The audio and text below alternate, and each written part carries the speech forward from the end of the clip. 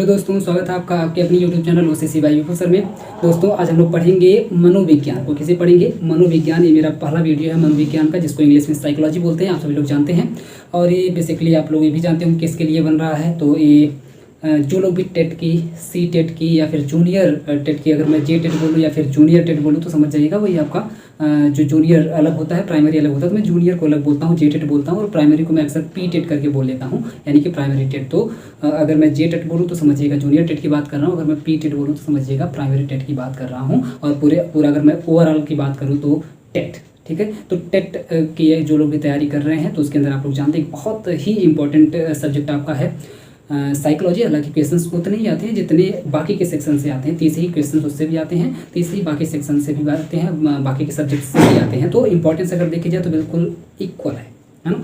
Importance बिल्कुल equal है बाकी के जो आपके सब्जेक्ट्स हैं टेट के अंदर, उन सभी के हिसाब से। ऐसा नहीं कि साइकोलॉजी बहुत ज़्यादा इससे क्वेश्चंस आते हैं। तो पहली बात तो ये क्लियर हो गई कि इंपॉर्टेंस बिल्कुल सेम टू सेम है, तो सेम टू सेम सब पे ध्यान भी देना पड़ेगा।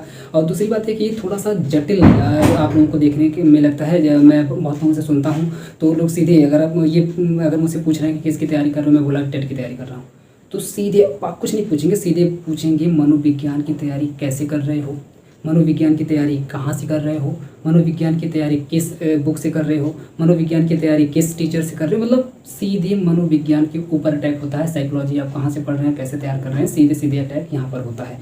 तो मुझे ऐसा लगा कि मुझे कुछ इस पर लेकर के आना चाहिए, कुछ अच्छी चीज़ें। मैं जब देख रहा था पेपर, जब मैंने उठा करके देखा तो पेपर के अंदर कुछ ऐसी चीज़ें मुझे लगी कि जो हम लोग कुछ थोड़ा हट के काम कर सकते हैं। तो वो मैं बेसिकली आप लोगों के सामने लेकर के आ रहा हूँ। उम्मीद करते हैं कि आप लोगों को ये वीडियो बहुत ज़्यादा पसंद आएगा, बहुत ज़्यादा आप लोग लाइक करेंगे। आप लोगों में से बहुत लोग मुझे जानते भी हैं और बहुत लोग इसमें नए जुड़ेंगे, क्योंकि जो मनोविज्ञान है या जो टेट का सब्जेक्ट है उसका पहला ही वीडियो भी यहाँ पर आ रहा है। तो हो सकता है काफ़ी लोग मुझे ना जानते हों इस क्षेत्र के अंदर। ठीक है, कोई बात नहीं, आप लोग धीरे धीरे जान जाएंगे। मनोविज्ञान का आप देखेंगे पहला पार्ट हम लोग पढ़ेंगे, और पहले ही पार्ट में हम लोग देखिए, मैं कोई एक तरह से उठा करके पूरा एकदम हेडिंग बाई हेडिंग या ऐसा मैं कोई जादूगर यहाँ पे नहीं दिखाने जा रहा हूँ, ना ही मैं पूरा सिलेबस एकदम आपको डीप में पढ़ाने जा रहा हूँ। ऐसा मैं कुछ भी नहीं करने वाला हूँ। ठीक है, मेरा जो पढ़ाने का तरीका है वो आप लोग अगर मुझसे पढ़े हैं तो जानते होंगे, नहीं पढ़े हैं तो जान जाएंगे। मेरा तरीका थोड़ा सा अलग होता है। वो अलग क्या होता है आप लोग एक दो वीडियो देखेंगे तो समझ जाएंगे किस तरीके से मैं पढ़ाता हूँ। ठीक है, तो मैं अपने उसी स्टाइल के अंदर, उसी स्टाइल से मैं इसको भी कवर करने की कोशिश करूँगा और उसी हिसाब से मैं पढ़ाऊँगा। मतलब मैं रैंडम पढ़ाता हूँ। ठीक है, मैं ये नहीं पढ़ाता हूँ कि हमको पूरा सिलेबस ख़त्म करना है पढ़ करके। मेरा टारगेट नहीं होता है। मेरा टारगेट ये होता है एग्ज़ाम में जो आ रहा है वो हम लोग पढ़ेंगे, जो नहीं आ रहा है वो नहीं पढ़ेंगे। सीधी सी बात, क्यों पढ़ें उसे?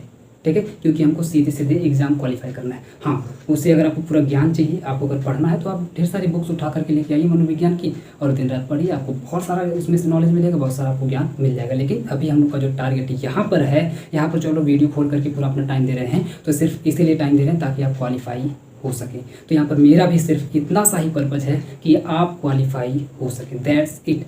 इसके अलावा मैं एक वर्ड भी ना ही इधर जाऊंगा ना ही इधर जाऊंगा, उसी के अंदर मैं रहूंगा, उसी की लिमिट के अंदर रहूंगा कि जो आपके एग्जाम में आए सिर्फ मैं उसी की मैं बात करूंगा, जो आ सकता है, जो आया है और जो आएगा। ठीक है, तो इन सब की हम लोग बातें यहाँ पर करेंगे। तो इसमें अगर आप लोग टॉपिक की बात करें तो टॉपिक में हम लोग पढ़ने वाले हैं मैकडूगल। आगे आप देखेंगे लिखा है थोड़ा हट के, है ना। तो इसका मतलब ये नहीं है कि मैकडूगल को ही हटा देना। ठीक है, लिखा है थोड़ा हट के, तो थोड़ा हट के का मतलब ये है कि मैकडूगल को पकड़ के रखना है, मैकडूगल को हटने नहीं देना है ना, मैकडूगल को हटा नहीं देना है, मैकडूगल को पकड़ के रखना है, मैकडूगल को जाने नहीं देना है। यहाँ से बिल्कुल कुर्सी में बांध के रखेंगे एकदम ठीक से, है ना, बांध के रखेंगे, यहाँ से जाने नहीं देंगे। मैं तो आप लोगों की तरफ देख रहा हूँ, आप लोग यहाँ देखते रहिएगा इसको ध्यान से। मैकडूगल को बहुत ही चालाक है, तेज़ी से निकल जाता है दिमाग से। तो जब भी ऐसा लगे कि निकल रहा है या भाग रहा है, उठ करके तुरंत मुझे बताइए, मैं पकड़ के यहीं पर बांध दूंगा। ठीक है, तो एकदम भागने ना पाए, ये आपकी जिम्मेदारी, क्योंकि मैं इधर देख रहा हूँ और आप इधर देख रहे हैं पीछे की तरफ, तो ये आपकी जिम्मेदारी है, ये भागने यहाँ से ना पाए। दूसरी बात है कि थोड़ा हट के का मतलब क्या है, ये तो मैं अभी एक लाइन में यहाँ पर एक्सप्लेन नहीं कर सकता, क्योंकि जब तक मैं पूरा वीडियो यहाँ पर आपको पढ़ा नहीं लूँगा तो मैं अपने बारे में अगर मैं कुछ भी बताऊँगा या जो भी मैं करने वाला हूँ मैं पहले बताऊँगा, तो आप लोग पहले मैं फेंक रहे हैं, तो मैं फेंकने वाला काम नहीं करूँगा। पहले आप लोग मुझे देख लीजिए, पढ़ लीजिए, समझ लीजिए, इसके बाद आपको खुद ही समझ में आ जाएगा क्या यहाँ पर हट के था, है ना। लास्ट में बताऊँगा कि मैंने यहाँ पर हट के क्या किया है। ठीक है, ये बात क्लियर होगी। अब इसके अंदर अगर आप लोग देखेंगे मैकडूगल के अंदर, तो मैकडूगल के अंदर हम लोग बेसिकली 5-7 टॉपिक हैं, उसी के बारे में हम लोग जनरली डिस्कस करने वाले हैं, इसके अलावा कुछ नहीं करने वाले हैं। पहला अगर आप देखेंगे तो मैं डिस्कस करूंगा कि क्वेश्चन की फ्रीक्वेंसी क्या क्या है। क्वेश्चन की फ्रीक्वेंसी की अगर हम लोग बात करें तो क्वेश्चन की फ्रीक्वेंसी का मतलब ये है कि क्वेश्चंस किस साल में कितनी पूछे गए हैं, ये भी हम लोग देखेंगे कि सीटेट में क्या इसका वेटेज रहा है, और इसके बाद आपका टेट में क्या वेटेज रहा है, प्राइमरी में क्या वेटेज रहा है, और जूनियर में क्या वेटेज रहा है। तीनों को हम लोग अलग अलग से क्लासीफाई करेंगे और देखेंगे किस में मैकडूगल से कितने क्वेश्चंस आए हैं, किस ईयर में कौन कौन से क्वेश्चन आए हैं और कैसे कैसे क्वेश्चंस आए, सॉरी कितने कितने क्वेश्चंस आए हैं। जनरली हम लोग सिर्फ इतना इसमें देखेंगे क्वेश्चन की फ्रिक्वेंसी क्या है पूछने की, इसका मतलब ये है कि कितनी बार पूछा गया है, बारंबारता उसकी कितनी है। दूसरे नंबर पर हम लोग इसमें डिस्कस करेंगे चैप्टर। ये बात अगर क्लियर हो गई कि हाँ फ्रिक्वेंसी अगर ये है तो इसका मतलब ये है कि आपका ये क्लियर हो जाता है कितना इंपॉर्टेंट ये है। इसके बाद तुरंत हम लोग डिस्कस करेंगे किस चैप्टर से बिलोंग करता है आपका जो मैकडूगल वाला टॉपिक है। मैकडूगल नाम के जो मनोवैज्ञानिक है ये किस चैप्टर के अंदर आते हैं। और मेरा मानना ऐसा है कि अगर आप लोगों को कोई भी सब्जेक्ट अगर आप पढ़ रहे हैं, कुछ भी अगर आप पढ़ रहे हैं, अगर कोई भी टॉपिक आपके पास है और उसे आपको पढ़ना है, अगर उसका चैप्टर आप लोग जान जाते हैं किस चैप्टर से बिलोंग कर रहा है, तो मुझे ऐसा लगता है कि 50% क्वेश्चन, कितने क्वेश्चन भाई, 50% क्वेश्चन तो यही सॉल्व हो जाते हैं आपके चैप्टर के अंदर। अगर आप लोग सिर्फ इतना जान जाते हैं कि मैकडूगल किस चैप्टर के अंदर आता है, और जिन लोग को पता है फटाफट कमेंट करके बता दीजिए कि मैकडूगल किस चैप्टर के अंदर आते हैं। मैकडूगल नाम के जो मनोवैज्ञानिक हैं ये किस चैप्टर के अंदर आपको दिए गए हैं पढ़ने के लिए। ये जिन लोगों को पता है फटाफट बता दें। अगर जो लोग बता ले जा रहे हैं तो ये मान करके चलें कि 50% क्वेश्चन मैकडूगल से उठने वाले आप लोग कर ले जाएंगे, बड़े आराम से आप लोग कर ले जाएंगे। ये मेरी लिखित गारंटी है, और ये नहीं मैं ऐसे ही फेंक रहा हूँ, ये मैं पूरा अभी आपको प्रूफ करके दिखाने वाला हूँ।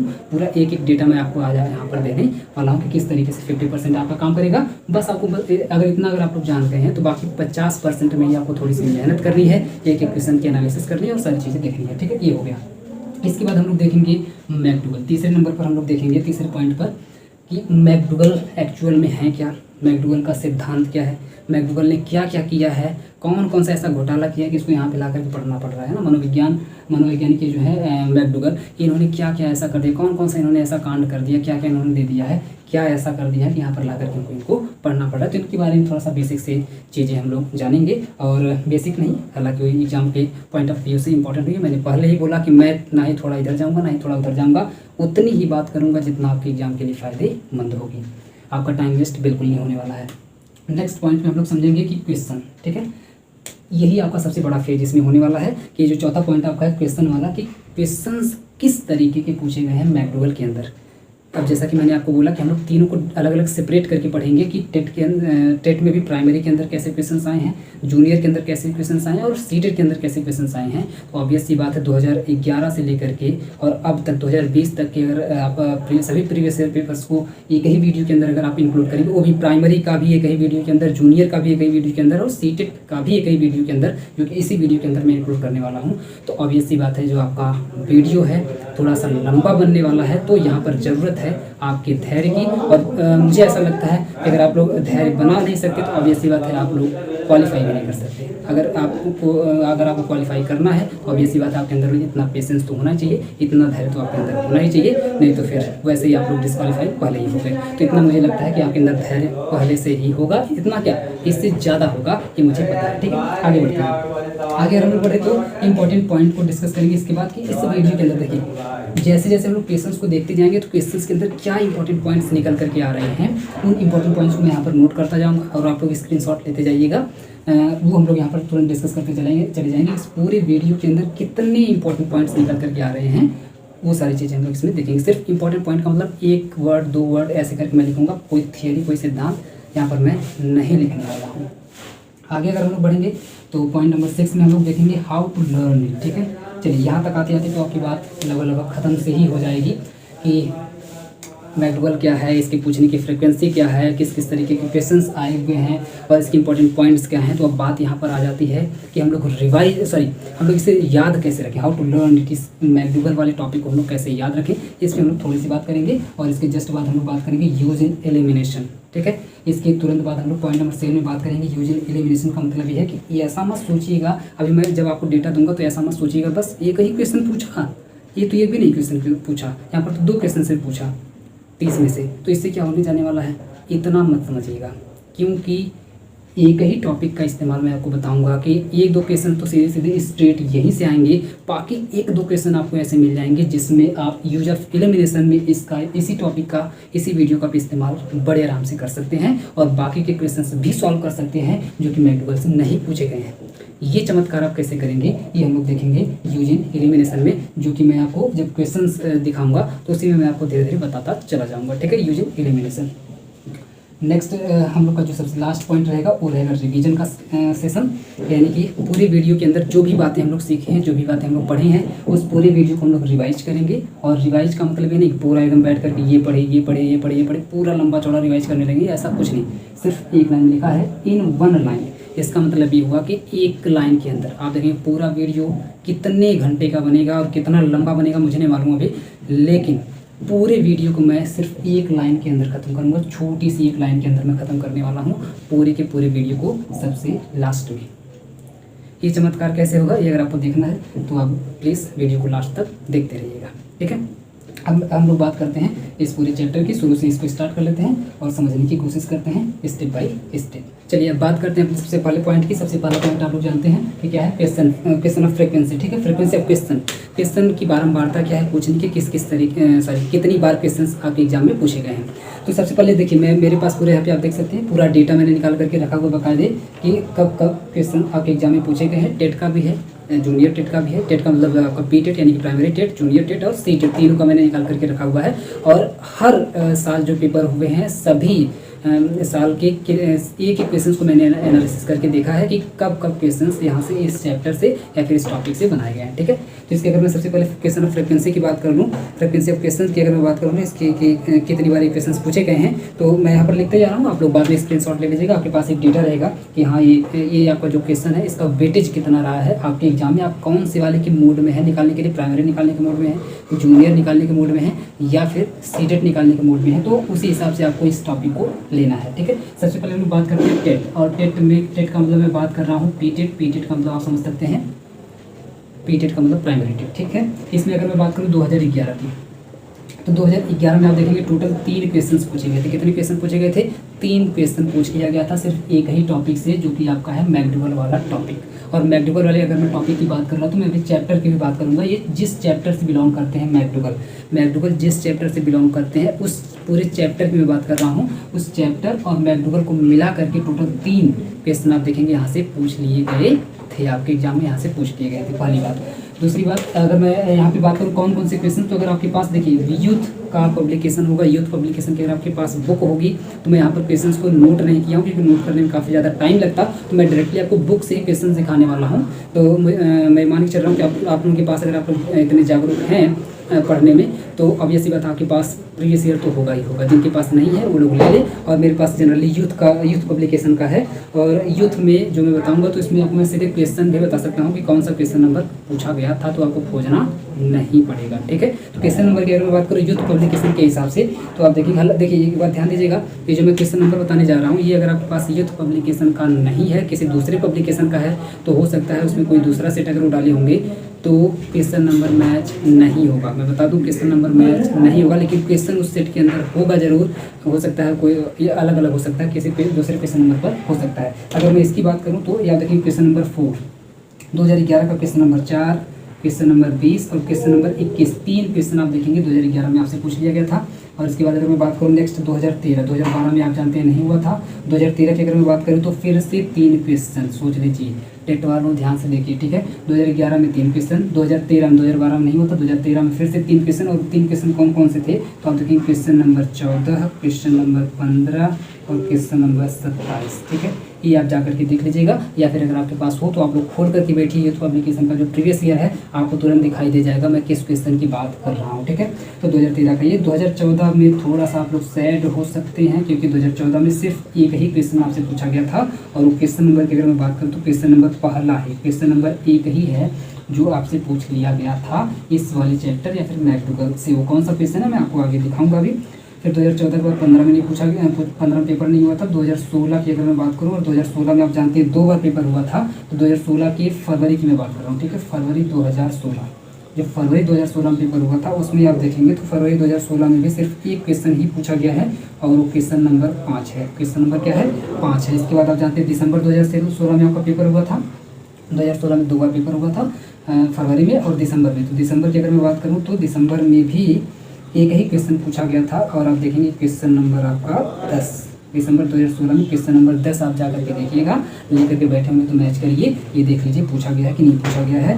इसके बाद अगर मैं 2017 देखिए 2016 तक मैं यूथ पब्लिकेशन से लिया हूँ, और इसके बाद का जो है वो मेरे पास दूसरे पब्लिकेशन का था थी बुक इसके बाद की, तो मैं दूसरे से लिया हूँ। तो हो सकता है आपके बुक में मैच ना करे, तो आप लेकिन क्वेश्चन जरूर पूछा गया होगा, आप लोग खोजिएगा मिलेगा, ठीक है। तो 2017 की अगर मैं बात करूँ, 2017 में भी सिर्फ एक क्वेश्चन पूछा गया, और वो जिससे मैंने लिया हुआ, तो उसमें 21 क्वेश्चन था, 21 नंबर का क्वेश्चन था। 2018 की अगर मैं बात करूं तो 2018 में क्वेश्चन नंबर 22 पूछा गया था, एक ही क्वेश्चन इसमें पूछा गया था, क्वेश्चन नंबर 22 पूछा गया था। और 2019 की अगर मैं बात करूं तो 2019 में 2 क्वेश्चन पूछे, देखिए 2019 और 2020 दोनों ले लीजिए यहाँ पर, 2019 और 2020 में 2 क्वेश्चन पूछ लिए गए थे जनरली। अब 2019 और 2020 का मतलब क्या है, यहाँ पर 12 नंबर का क्वेश्चन, और आप देखेंगे 29 नंबर का क्वेश्चन, ये 2 क्वेश्चन यहाँ से पूछ लिए गए थे।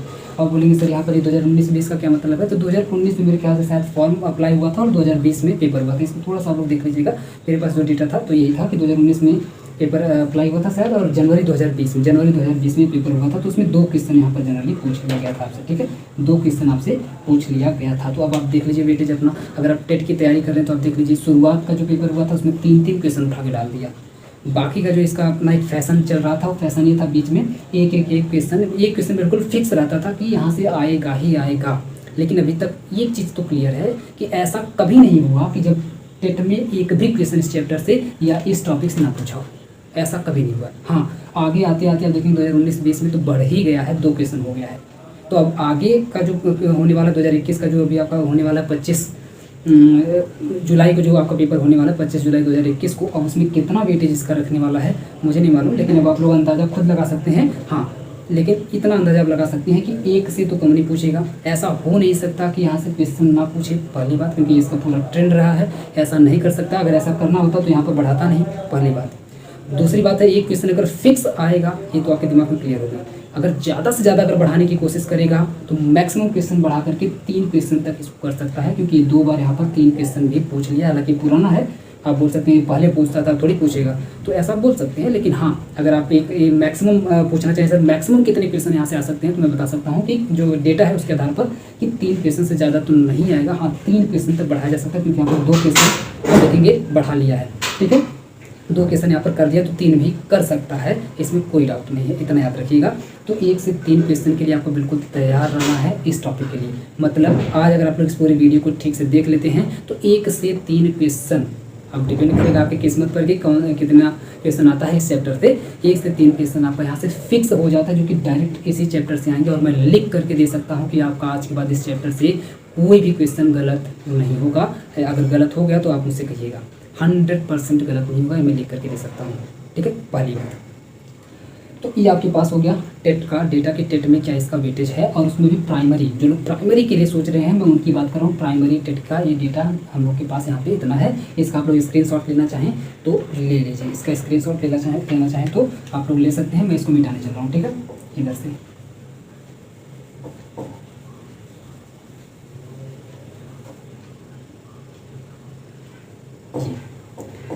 अब इसके बाद अगर हम लोग बात करें इसमें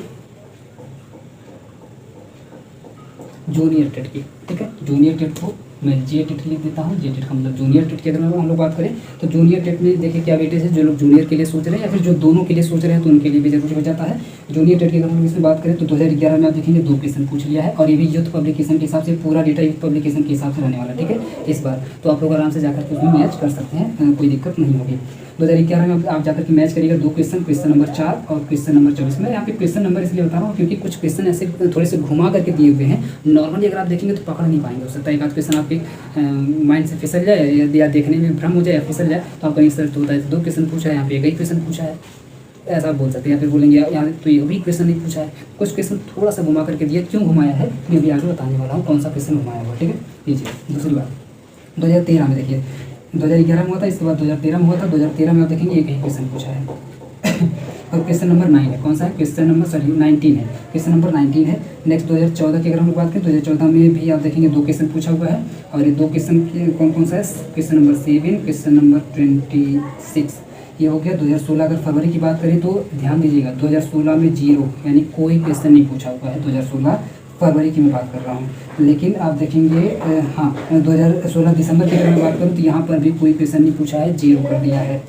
इसके बाद अगर मैं बात करूँ 2016 को 2017 की 17 में फिर से 2 क्वेश्चन पूछ लिया, और कौन से 2 क्वेश्चन, क्वेश्चन नंबर 13 आप जाके देखिएगा और क्वेश्चन नंबर लास्ट यानी कि 30 जाकर के देखिएगा। 2018 की बात करूँ तो फिर से यहाँ पर 0 कर दिया है, कोई क्वेश्चन नहीं पूछा हुआ इस चैप्टर से। और अगर आप देखेंगे 2019 में फॉर्म अप्लाई हुआ था और 2020 में यहाँ पर पेपर हुआ था जनवरी में। तो अगर मैं सीधे सीधे 2020 की बात करूँ तो 2020 में 2 क्वेश्चन फिर से पूछ लिया है। अभी जो आपका रिसेंट पेपर हुआ 2020 का, 2 क्वेश्चन फिर से पूछ लिया है, क्वेश्चन नंबर 2 और क्वेश्चन नंबर 10। आप लोग जाकर के बड़े आराम से मैच कर सकते हैं। ये हो गया आपका जूनियर टेट का डेटा। अभी तक के जितने पेपर आपके हुए हैं वो डेटा आपके पास हो गया कि कब कब क्वेश्चन कितने कितने आए हो। अब इसको ध्यान से समझिए, इसमें क्या हम लोग अपना निष्कर्ष क्या निकाल सकते हैं, क्या कंक्लूजन यहाँ से निकल सकता है, कैसे हमको इस टॉपिक के बारे में तैयारी करनी चाहिए। आप देखेंगे ये जो आपका टॉपिक है, क्वेश्चन 2011 में 2 क्वेश्चन पूछा हुआ है, 2013 में घटा करके 1 कर दिया है, 2014 में फिर से 2 किया है, और 2016 में तो 2 बार पेपर हुआ, दोनों बार में 0-0 कर दिया है ना, दोनों बार में नहीं पूछा। इसके बाद 2018 में भी नहीं पूछा, लेकिन 2017 में फिर से 2 पूछा, 2020 में फिर से 2 पूछा। अगर हम लोग ध्यान से इस डेटा को देखें तो एक बार सिर्फ ऐसा हुआ 2013 में कि सिर्फ 1 क्वेश्चन पूछा है। बाकी जब भी पूछा है तो आप देखेंगे 2-2 क्वेश्चन पूछा है या तो नहीं पूछा है, सीधे से या तो 2 क्वेश्चन पूछ लिया है या तो नहीं पूछा है। तो ये भी आप अनुमान लगा के चल सकते हैं। ये कुछ कह नहीं सकते कि इस बार आएगा ही आएगा, लेकिन मेरे ख्याल से आपको, क्योंकि पूछ रहा है, जब भी पूछ रहा है 2 क्वेश्चन पूछ रहा है, तो इस चैप्टर से 2 क्वेश्चन के लिए आपको जूनियर टेट के लिए भी तैयार होना चाहिए। तो अगर आप अगर वेटेज देखेंगे तो वेटेज दोनों का लगभग सेम हो जाता है कि लगभग 1 से 3 क्वेश्चन आपके प्राइमरी टेट में आ जाते हैं, लेकिन वो बिल्कुल फिक्स हैं कि कम से कम 1 तो पूछेगा ही पूछेगा, ज़्यादा से ज़्यादा 3 बढ़ा सकता है, 2 भी पूछ सकता है। लेकिन इसमें एक रिस्क भी बना हुआ है कि हो सकता है आप तैयारी करके जाएँ और 1 भी क्वेश्चन ना पूछें, ऐसा हो सकता है। 2 साल में ऐसा कर चुका है, 2016 और 2020 में ऐसा, 2018 में ऐसा कर चुका है। लेकिन अभी रिसेंट में जो पेपर हुआ 2020 का, उसमें आप देखेंगे 2 क्वेश्चन फिर से पूछ लिया है। तो इससे आप एक अनुमान लगा सकते हैं कि अगर पूछेगा, हाँ ये आप अगर थोड़ा सा एक ट्रिक लगाना चाहें, ट्रिक आप इस्तेमाल कर सकते हैं। इनका अगर ट्रिक नहीं, पैटर्न अगर आप इनका देखना चाहें तो पैटर्न आप देखेंगे यहाँ पर बढ़ाया हुआ है, यहाँ पर बढ़ाया हुआ है, फिर यहाँ पर दूसरे साल में घटा दिया है, दूसरी बार जब पेपर हुआ घटा दिया, फिर से बढ़ाया उन्होंने, नेक्स्ट ईयर में फिर से बढ़ाया, उसके नेक्स्ट ईयर में फिर से घटा दिया, फिर नेक्स्ट ईयर में आप देखेंगे बढ़ा दिया, फिर नेक्स्ट ईयर में घटा दिया, फिर नेक्स्ट ईयर में बढ़ा दिया। तो ये अगर आप इनका अगर पैटर्न देखेंगे तो आप एक अनुमान लगा सकते हैं। ये हालांकि ये मैं श्योरली नहीं कर सकता, लेकिन आप एक अनुमान लगा सकते हैं कि 2020 का जो 2021 में पेपर होने वाला है, हो सकता है अगर इस पैटर्न के हिसाब से अगर वो चलें तो इस बार 1 भी क्वेश्चन ना दे, लेकिन हो भी सकता है कि 1 क्वेश्चन दे दे, क्योंकि 1 क्वेश्चन का भी इनकी फ्रिक्वेंसी रही है पूछने की। तो ये है, हो सकता है कि क्वेश्चन आ जाए इस बार, या तो हो सकता है 1 भी क्वेश्चन ना है। तो इसके लिए आपको तैयार रहना होगा 2021 के लिए। उसके आगे का डेटा क्या होता है वो हम लोग बाद में जब पेपर हो जाएगा तब देखेंगे, ठीक है। तो ये रही फ्रिक्वेंसी, अब आपको समझ जाइए। लेकिन मेरे हिसाब से आपको 2 क्वेश्चन के लिए तैयार होकर के जाना ही चाहिए इस चैप्टर से, ठीक है, चाहे आए चाहे ना आए। आता है तो बहुत अच्छी बात, नहीं आता है तो रिस्क नहीं लेना है, ठीक है, क्योंकि अगर लक बाई चांस आ गया तो आपका 2 क्वेश्चन चला जाएगा। तो ये हो गया आपका डेटा। इसके बाद आगे बढ़ते हैं। देखिए इसको स्क्रीनशॉट ले लीजिएगा एक बार। ये आपका डेटा हो गया जूनियर टेट का। इसके बाद मैं देने चल रहा हूँ सी टेट का डेटा। सी टेट में क्या हाल है इस वाले चैप्टर का। सी टेट, ठीक है। सी टेट की अगर हम लोग इसमें बात करें, सी टेट की अगर हम लोग बात करें तो सी टेट में 2000 चलते हैं 2011 में। 2011 की अगर बात करें 2011 में 1 क्वेश्चन पूछ लिया था, 1 क्वेश्चन पूछ लिया था यूथ पब्लिकेशन के हिसाब से 1 क्वेश्चन। और क्वेश्चन नंबर 6 आप लोग जाकर के देखिए सी टेट का 2011 का पेपर का क्वेश्चन नंबर 6 जाकर के देखिए, आपको मिलेगा इसी वाले चैप्टर से या फिर इसी वाले टॉपिक से क्वेश्चन उठाया हुआ है। चैप्टर कौन सा, मैं अभी आगे एक चैप्टर वाले टॉपिक में डिस्कस करने वाला हूँ। फिलहाल के लिए आप बस इतना समझते चले जाइए। 2013 की अगर हम बात करें 2013 में इसका पेपर नहीं हुआ था और ये सीधे हुआ है यहाँ पर 2012 में हो गया है 2 बार। 2012 में हो गया है 2 बार सी टेट का।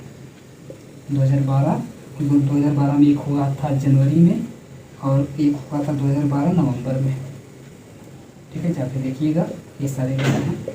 2012 अगर मैं जनवरी की बात करूँ तो जनवरी में फिर से एक ही क्वेश्चन पूछा हुआ है और क्वेश्चन नंबर 1 सबसे पहला ही क्वेश्चन पूछ लिया है यहाँ पर 2012 में।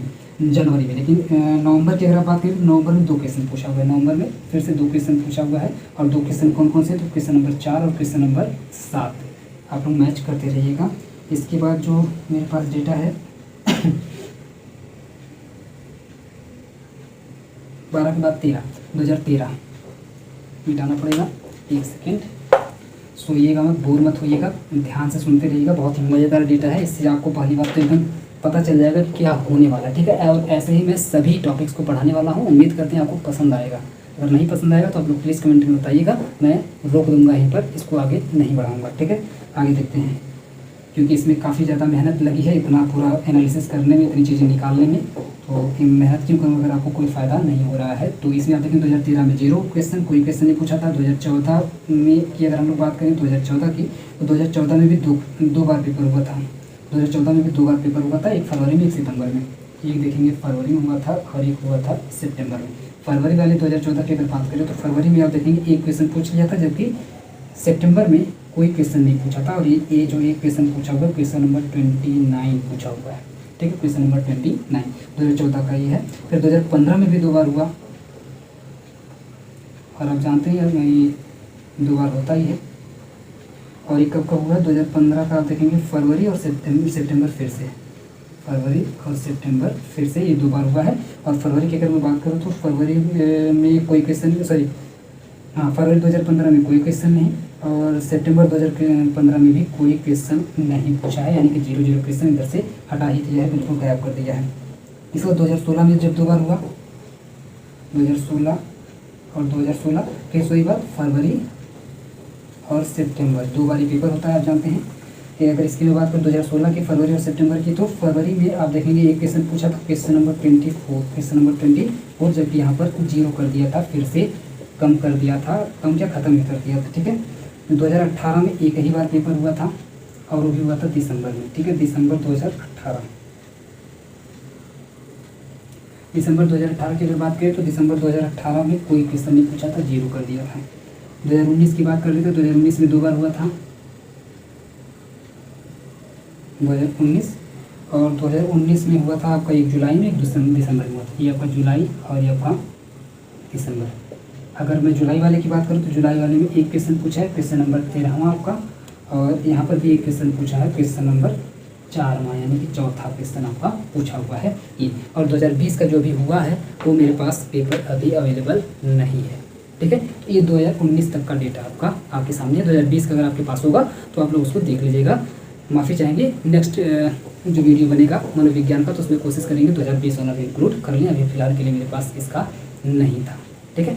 चलिए, अब अगर हम लोग इसमें अगर इसके बारे में एनालिसिस करें, देखिए तो क्या है, 2011 में एक क्वेश्चन, 2012 में 2 क्वेश्चन कर दिया, और 2 क्वेश्चन की फ्रिक्वेंसी देखेंगे सिर्फ एक ही बार है, और वो भी बहुत ही पुराना डेटा है, जो कि 2012 वाला। गलती से लगता है 2 क्वेश्चन यहाँ पर उठा के डाल दिया था, बाकी जब भी पूछा है तो या तो ये क्वेश्चन पूछा है, या तो एकदम पूरा कंगाल कर दिया है, कुछ नहीं पूछा यहाँ से, ठीक है। और मैक्सिमम अगर आप देखेंगे तो यहाँ पे देखिए 2013 में नहीं पूछा, फिर 2014 में एक बार नहीं पूछा, 2015 में तो पूरा गोल कर दिया, किसी में नहीं पूछा, और 2016 में एक बार पूछा लेकिन एक बार नहीं पूछा, और 2018 में एक ही बार पेपर हुआ तो उसमें भी नहीं पूछा। लेकिन 2019 में जो सबसे लेटेस्ट डेटा मेरे पास अभी यहाँ पर है, अगर आप देखेंगे तो एक क्वेश्चन दोनों बार में पूछ लिया हुआ था।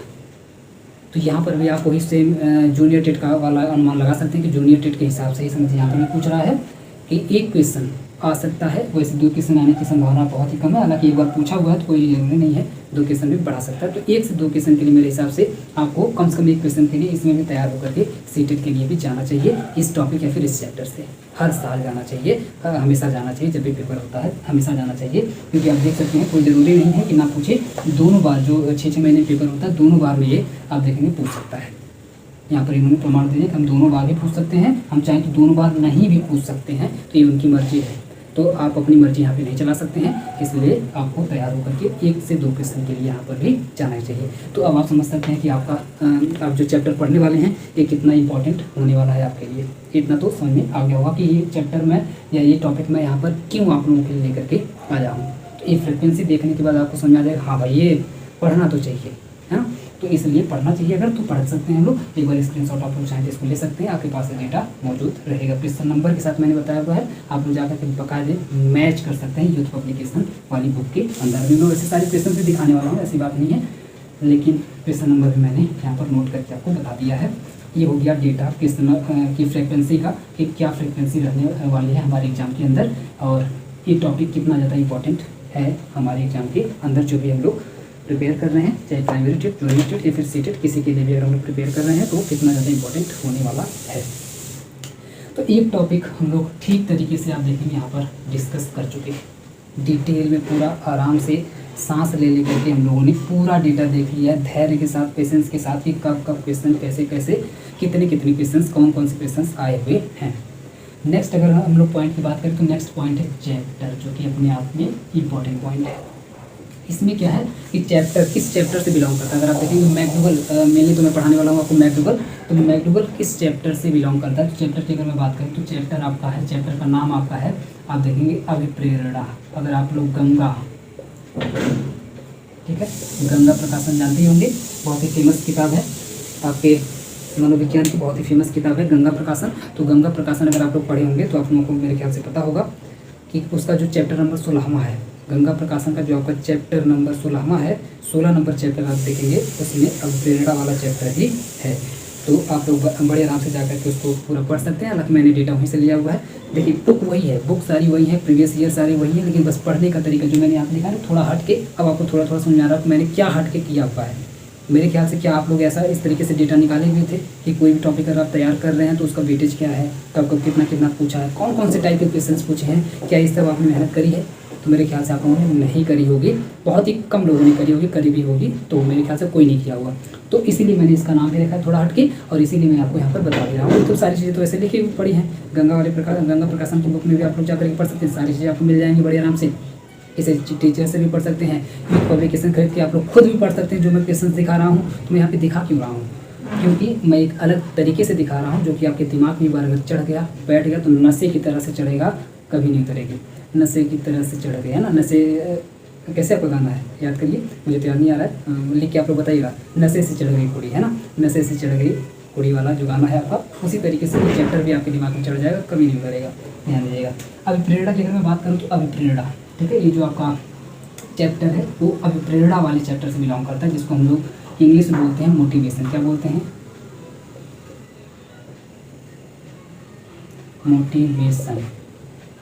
इंग्लिश में मोटिवेशन बोलते हैं और हिंदी में बोलते हैं अभिप्रेरणा। तो अभिप्रेरणा या फिर इंग्लिश में मोटिवेशन वाले चैप्टर से ये आपका पूरा का पूरा टॉपिक बिलोंग करता है। यानी कि जो मनोवैज्ञानिक हैं मैकडूगल, वो किस चैप्टर के अंदर आते हैं तो आप देखेंगे अभिप्रेरणा या फिर मोटिवेशन वाले चैप्टर के अंदर आते हैं। और अगर आप गंगा प्रकाशन वाली बुक लेकर के पढ़ेंगे तो उसमें आप देखेंगे चैप्टर नंबर 16, चैप्टर नंबर कौन सा?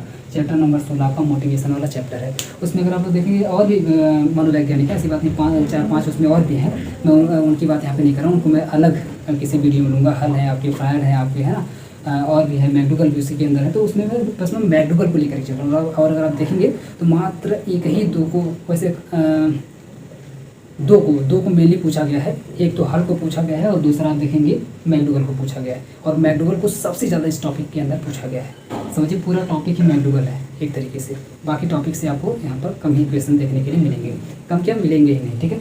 या तो सीधे चैप्टर से ही पूछ लिया अभिप्रेरणा के नाम से, या तो मैकडूगल से क्वेश्चन पूछ लिया होगा, जो मैं क्वेश्चन आपको दिखाऊंगा। ये यहाँ से क्वेश्चन किस किस नाम से बनाए जाते हैं, तो नाम की अगर मैं बात करूँ तो एक तो अभिप्रेरणा से बना लिया जाता है, ठीक है। जब आप लोग क्वेश्चन में खोजिएगा तो अभिप्रेरणा वर्ड को खोजिएगा, इस शब्द को जब आप खोजेंगे तो आपको पता चलेगा कि इस शब्द से ही क्वेश्चन आपके एग्जाम में बनाए गए हैं। दूसरा अभिप्रेरण मिल जाएगा आपको, ठीक है। अभिप्रेरण नाम के शब्द से, इस शब्द से भी क्वेश्चन बनाए गए हैं। तो अभिप्रेरणा पूछ दे या फिर अभिप्रेरण पूछ दे, दोनों का मतलब सेम होता है। इसी को थोड़ा सा अगर आप देखेंगे तो कहीं कहीं पर लिखा हुआ प्रेरणा, अभी हटा दिया है, अभी हटा करके सिर्फ प्रेरणा कर दिया है। तो प्रेरणा से भी क्वेश्चन पूछेंगे, प्रेरणा वाले शब्द से। ये अलग से टॉपिक नहीं है, इसका एक ही नाम है। और इसी को थोड़ा सा और मॉडिफाई करके प्रेरण, इस आप देखेंगे इस वर्ड से भी 1-2 क्वेश्चन बनाए गए हैं। तो अगर आप लोग सिर्फ अभिप्रेरणा ही अगर रटेंगे तो पता चला, अगर वो थोड़ा सा वर्ड में चेंजिंग ला दिया, आप जानते तो हैं लेकिन एग्जाम टाइम में आप जानते हैं थोड़ी सी दिमाग में जल्दी रहती है कि फटाफट ख़त्म करना है, सही होगा नहीं होगा, थोड़ा सा डर टाइप का बना रहता है। मनोविज्ञान आप पढ़ रहे हैं तो आप समझ सकते हैं। तो और ये क्यों होता है, मैं वैसे जब मैं पढ़ाऊँगा तो भी मैं बताऊँगा भी। तो उसी की वजह से आप देखेंगे आपके जो क्वेश्चंस आते हुए क्वेश्चन जो आप सुने हुए क्वेश्चन है वो आप गलत कर देते हैं। और जब आप एग्जाम दे करके आते हैं बाद में जब क्वेश्चन देखते हैं बोलते अरे ये तो वही प्रेरणा लिखा है, तो प्रेरणा वाला चैप्टर है, हम ध्यान ही नहीं दिए। तो इस तरीके से क्वेश्चन आपके गलत हो जाते हैं। तो प्रेरणा प्रेरण नाम से अगर पूछे तब भी आपको सेम करना है। और एक तो आप जानते हैं सदाबहार आपके मैकडूगल नाम से, ठीक है, मैकडूगल। तो मैकडूगल जो मनोवैज्ञानिक है इस चैप्टर के अंदर सीधे सीधे इनके नाम से क्वेश्चंस पूछ लिए गए हैं। तो टोटल अगर हम लोग ये देखें कि इस चैप्टर के अंदर किस किस नाम से क्वेश्चन पूछे गए हैं, तो आप देखेंगे अप्रेरणा के नाम से, अभिप्रेरण के नाम से, प्रेरणा के नाम से, प्रेरण के नाम से, मैकडूगल के नाम से आप देखेंगे क्वेश्चन जनरली आपके एग्जाम में इस चैप्टर के अंदर से बनाए गए हैं। तो ये हो गया आपका चैप्टर। अब अगर आप लोग चैप्टर को समझ लीजिए अप्रेरणा वाले चैप्टर से पूछे गए हैं ना, तो काफ़ी क्वेश्चन आप लोग यहीं से कर ले जाएंगे। भाई अप्रेरणा है तो अप्रेरणा का मतलब ये। अब अप्रेरणा का मतलब क्या है एक्चुअल में, देखिए अप्रेरणा का मतलब इंग्लिश में मोटिवेशन। मोटिवेशन से तो आपको कुछ ना कुछ समझ में आ ही रहा होगा मोटिवेशन का मतलब क्या होता है। मोटिवेशन का मतलब क्या होता है कि कहीं से कोई चीज़ देखना, कोई चीज़ पढ़ना, कोई चीज़ सुनना, कोई चीज़ अनुभव करना, कुछ भी ऐसा कहीं से, देखिए एक तो मैं बोल रहा हूँ कहीं से, है ना, यानी कि बाहर से कोई चीज़ देख करके, सामने से कोई चीज़ देख करके, सामने से कोई चीज़ सुन करके, मतलब सीधे सीधे कहें तो बॉडी के बाहर से ना अपने आसपास के वातावरण से कोई चीज़ इस तरीके से एक्सेप्ट करके, और जब एक्सेप्ट करते हैं अपनी बॉडी के अंदर तो एक्सेप्ट करने के बाद क्या होता है हमारे दिमाग में जाता है, क्लिक करता है, और क्लिक करते ही मान लीजिए कि आप और आपका दोस्त मतलब आप समझ लीजिए कौन सा वाला दोस्त, दोनों लोग एग्ज़ाम दे रहे हैं एक साथ, ठीक है, आप और आपका दोस्त दोनों लोग एक साथ इस बार एग्ज़ाम देने वाले हैं। एग्ज़ाम देने के बाद क्या हुआ, एग्ज़ाम देने के बाद पता चला कि उनका निकल गया और आपका नहीं निकला, आपका कुछ नंबर से मान लीजिए आप छट गए। हालांकि ऐसा नहीं होगा, आप लोग इस बार क्वालिफाई करेंगे, लेकिन मान लेते हैं ऐसा सपोज करते हैं इस टॉपिक को समझने के लिए कि मान लीजिए आपका नहीं निकला, अब क्या होगा। अब आप उनको जब देखेंगे तो क्या करेंगे, या तो चिढ़ेंगे या तो बहुत ज़्यादा मोटिवेट हो जाएंगे, अरे यार ये क्या पढ़ा था, कैसे पढ़ा था, कैसे पढ़ी थी कि इसका निकल गया, तो घूमती थी खाली इधर उधर, रोज जाके बस खाली शॉपिंग करती थी मॉल में, इसका किसे निकल गया। तो आप उसको जब देखेंगे मोटिवेट हो जाएंगे ना, उससे उसको देखते ही आपके अंदर कुछ ऐसे भाव उत्पन्न होंगे। जब कुछ ऐसे भाव उत्पन्न होंगे तो भाव से ऊर्जा निकलेगी, और जब ऊर्जा निकलेगी तो आप उससे मोटिवेट हो जाएंगे, कहेंगे आज तो चल के तुम आग लगा देंगे, पूरी रात पढ़ेंगे, पूरी रात जागेंगे और तब तक पढ़ते रहेंगे जब तक खत्म ना हो जाए, जब तक पास ना हो जाए, और पता चला सुबह होते होते ठंडे हो जाते हैं, ऐसा होता है। तो आप क्या हो गए कुछ टाइम के लिए मोटिवेट हो गए। ये तो हो गया बाहर से मोटिवेट होना। दूसरा ये होता है अंदर से ही मोटिवेट हो जाना, है ना। आप ऐसे बिल्कुल हैं और कुछ सोच रहे हैं, सोचते सोचते सोचते कुछ आपको ऐसा याद आ गया कि आप बिल्कुल एकदम एनर्जेटिक हो गए, अरे यार ये कैसे हो गया, मतलब बिल्कुल आप मोटिवेट हो गए। या फिर मान लीजिए आप बैठे हैं सोच रहे हैं सोचते सोचते आपको अपनी गरीबी याद आ गई, या अपना बचपन याद आ गया, कितनी कष्ट में, या आपके पेरेंट्स, खास करके लोग पेरेंट्स की वजह से मोटिवेट हो जाते हैं। तो आपके मान लीजिए पेरेंट्स याद आ गए, आपकी फैमिली याद आ गई, तो आप उनके बारे में सोचते बिल्कुल एकदम रोमांचित हो जाते हैं, एकदम मोटिवेट अंदर से हो जाते हैं। नहीं, आप तो एकदम जी जान लगा के पढ़ेंगे, जल्दी से नौकरी लेंगे और अपने परिवार की समस्या को दूर करेंगे। ऐसा आपके अंदर होता होगा। ऐसा अगर होता है तो वही आपका ये वाला चैप्टर है जो आपके एग्जाम में पूछा जाएगा। ऐसा होता है तो वहीं से सीखिए ना भाई, वहीं से सीख करके तैयार कर लीजिए। सीधे एक क्वेश्चन टपकेगा आपके एग्जाम में, जब टपकेगा तुरंत फट से टिक कर दीजिएगा। तो अपनी ज़िंदगी से ही चीज़ों को सीखना शुरू कर दीजिए। कम से कम वो चीज़ें जो सीधे सीधे आप अनुभव कर सकते हैं, जो सीधे सीधे वहीं से आ जाती हैं। तो एक तो ये बात होगी कि अप्रेरणा का मतलब बेसिक से बहुत ही मतलब क्या होता है, एक ही चीज़ आपकी समझ में आ गई होगी। हालांकि इसको बताने का कोई खास मतलब नहीं था, लेकिन मुझे लगा कि थोड़ा सा बता देना चाहिए, क्योंकि यहाँ से भी एक दो क्वेश्चन आपके बनने वाले हैं। ऐसा नहीं कि मैं फालतू में बता रहा हूँ, पहली बात। अब आते हैं नेक्स्ट चैप्टर की बात हम लोगों ने कर लिया कि किस चैप्टर से बिलोंग करता है और किस नाम से ये आपके एग्जाम में पूछा गया है और पूछा जाएगा। इसके अलावा मुझे नहीं लगता कि किसी और नाम से आपके एग्जाम में पूछा जाना चाहिए। तो ये भी आपका दो टॉपिक हम लोग कंप्लीट कर लिए हैं। नेक्स्ट की अगर मैं बात करूँ तो मैकडूगल के बारे में हम लोग पढ़ने वाले हैं कि मैकडूगल एक्चुअल में क्या है। मैकडूगल तो ये तो क्लियर हो गया कि मैकडूगल कहाँ से आए हुए हैं, मैकडूगल के ख़ानदान क्या है, मैकडूगल की ओरिजिन क्या है, मैकडूगल किस ज़िले के हैं। तो भाई ये अप्रेडा वाले ज़िले के हैं ना, अप्रेडा वाले ख़ानदान से आए हुए हैं, तो अप्रेडा से बिलोंग करते हैं मैकडूगल। अब अगर अप्रेडा से बिलोंग करते हैं तो ऑब्वियस सी बात है कि ये कौन सा सिद्धांत देंगे, तो मैकडूगल देंगे अभिप्रेरणा का सिद्धांत। क्या देंगे, अभिप्रेरणा का सिद्धांत देंगे। अगर आपसे सीधे सीधे पूछ लिया जाए कि मैकडूगल संबंधित हैं और आपको ऑप्शन में 4 ऑप्शन बना दिया जाए और 4 ऑप्शन में एक ऑप्शन बना दिया जाए अप्रेरणा लिख दे, या फिर अभिप्रेरण लिख दे, या फिर प्रेरणा लिख दे, या फिर प्रेरण लिख दे, तो आप लोग किस पे टिक करेंगे। ऑब्वियस सी बात है इसी पर टिक करेंगे। बाकी किसी पॉइंट किसी भी ऑप्शन पर टिक मत करिएगा आपका गलत हो जाएगा। तो ये अगर आप चैप्टर से पढ़ लेते हैं तो चैप्टर से आपका ये क्वेश्चन ऐसे क्लियर हो जाता है। तो अब प्रेरणा का सिद्धांत, ठीक है, ये हो गया आपका मैकडूगल। और मैकडूगल अगर आप प्रेरणा वाले चैप्टर से बिलोंग करते हैं तो ऑब्वियस सी बात है कि मैकडूगल क्या करेंगे, अभी प्रेरणा का सिद्धांत देंगे। अब प्रेरणा के सिद्धांत में मैकडूगल ने क्या, अब प्रेरणा के सिद्धांत में इन्होंने सिर्फ एक ही बात बताई है, और वो एक बात कौन सी है, वो एक बात ये है कि ऊर्जा का परिवर्तन, क्या, ऊर्जा का परिवर्तन। और एक बात मैं और बता दूं कि ये जो मैं पॉइंट यहाँ पे बताने जा रहा हूँ, अप्रेरणा का सिद्धांत मैकडूगल के अनुसार ये आपको अप्रेरणा वर्ड से जो क्वेश्चंस पूछे जाएंगे उसको सॉल्व करने में सिर्फ आपको मदद मिलेगी। मैकडूगल के नाम से ऐसे क्वेश्चंस कभी नहीं बनाए गए हैं कि मैकडूगल के अप्रेरणा का सिद्धांत क्या है, कैसे है, ऐसा कोई क्वेश्चन आप नहीं देखेंगे। अभी मैं क्वेश्चन आपको दिखाने वाला हूँ। तो आप देखेंगे मैकडूगल का जो अप्रेरणा का सिद्धांत है उसमें उन्होंने क्या बताया, ऊर्जा का परिवर्तन होता है। क्या होता है, सिर्फ एक लाइन आप लोग याद रखिए, ऊर्जा का परिवर्तन ही क्या है, अप्रेरणा का सिद्धांत है। क्या है, ऊर्जा का परिवर्तन। मैकडूगल ने क्या बताया, मैकडूगल ने बताया कि भाई जो अप्रेरणा का सिद्धांत है वो ऊर्जा का परिवर्तन है, कुछ नहीं, ऊर्जा का परिवर्तन, ऊर्जा का परिवर्तन है। अभी ऊर्जा का परिवर्तन कैसे होगा, और ऊर्जा का परिवर्तन कहाँ, अंतरिक्ष में, सूर्य में, ऐसा नहीं है, बॉडी के अंदर। आप मनोविज्ञान पढ़ रहे हैं ना, तो ह्यूमन के अंदर, ठीक है, ह्यूमन के अंदर, किसी भी मनुष्य के अंदर, ठीक है, किसी के भी अंदर, तो किसी के अंदर ऊर्जा का परिवर्तन हो जाना ही क्या है, अभिप्रेरणा का सिद्धांत है। किसके अनुसार, मैकडूगल के अनुसार।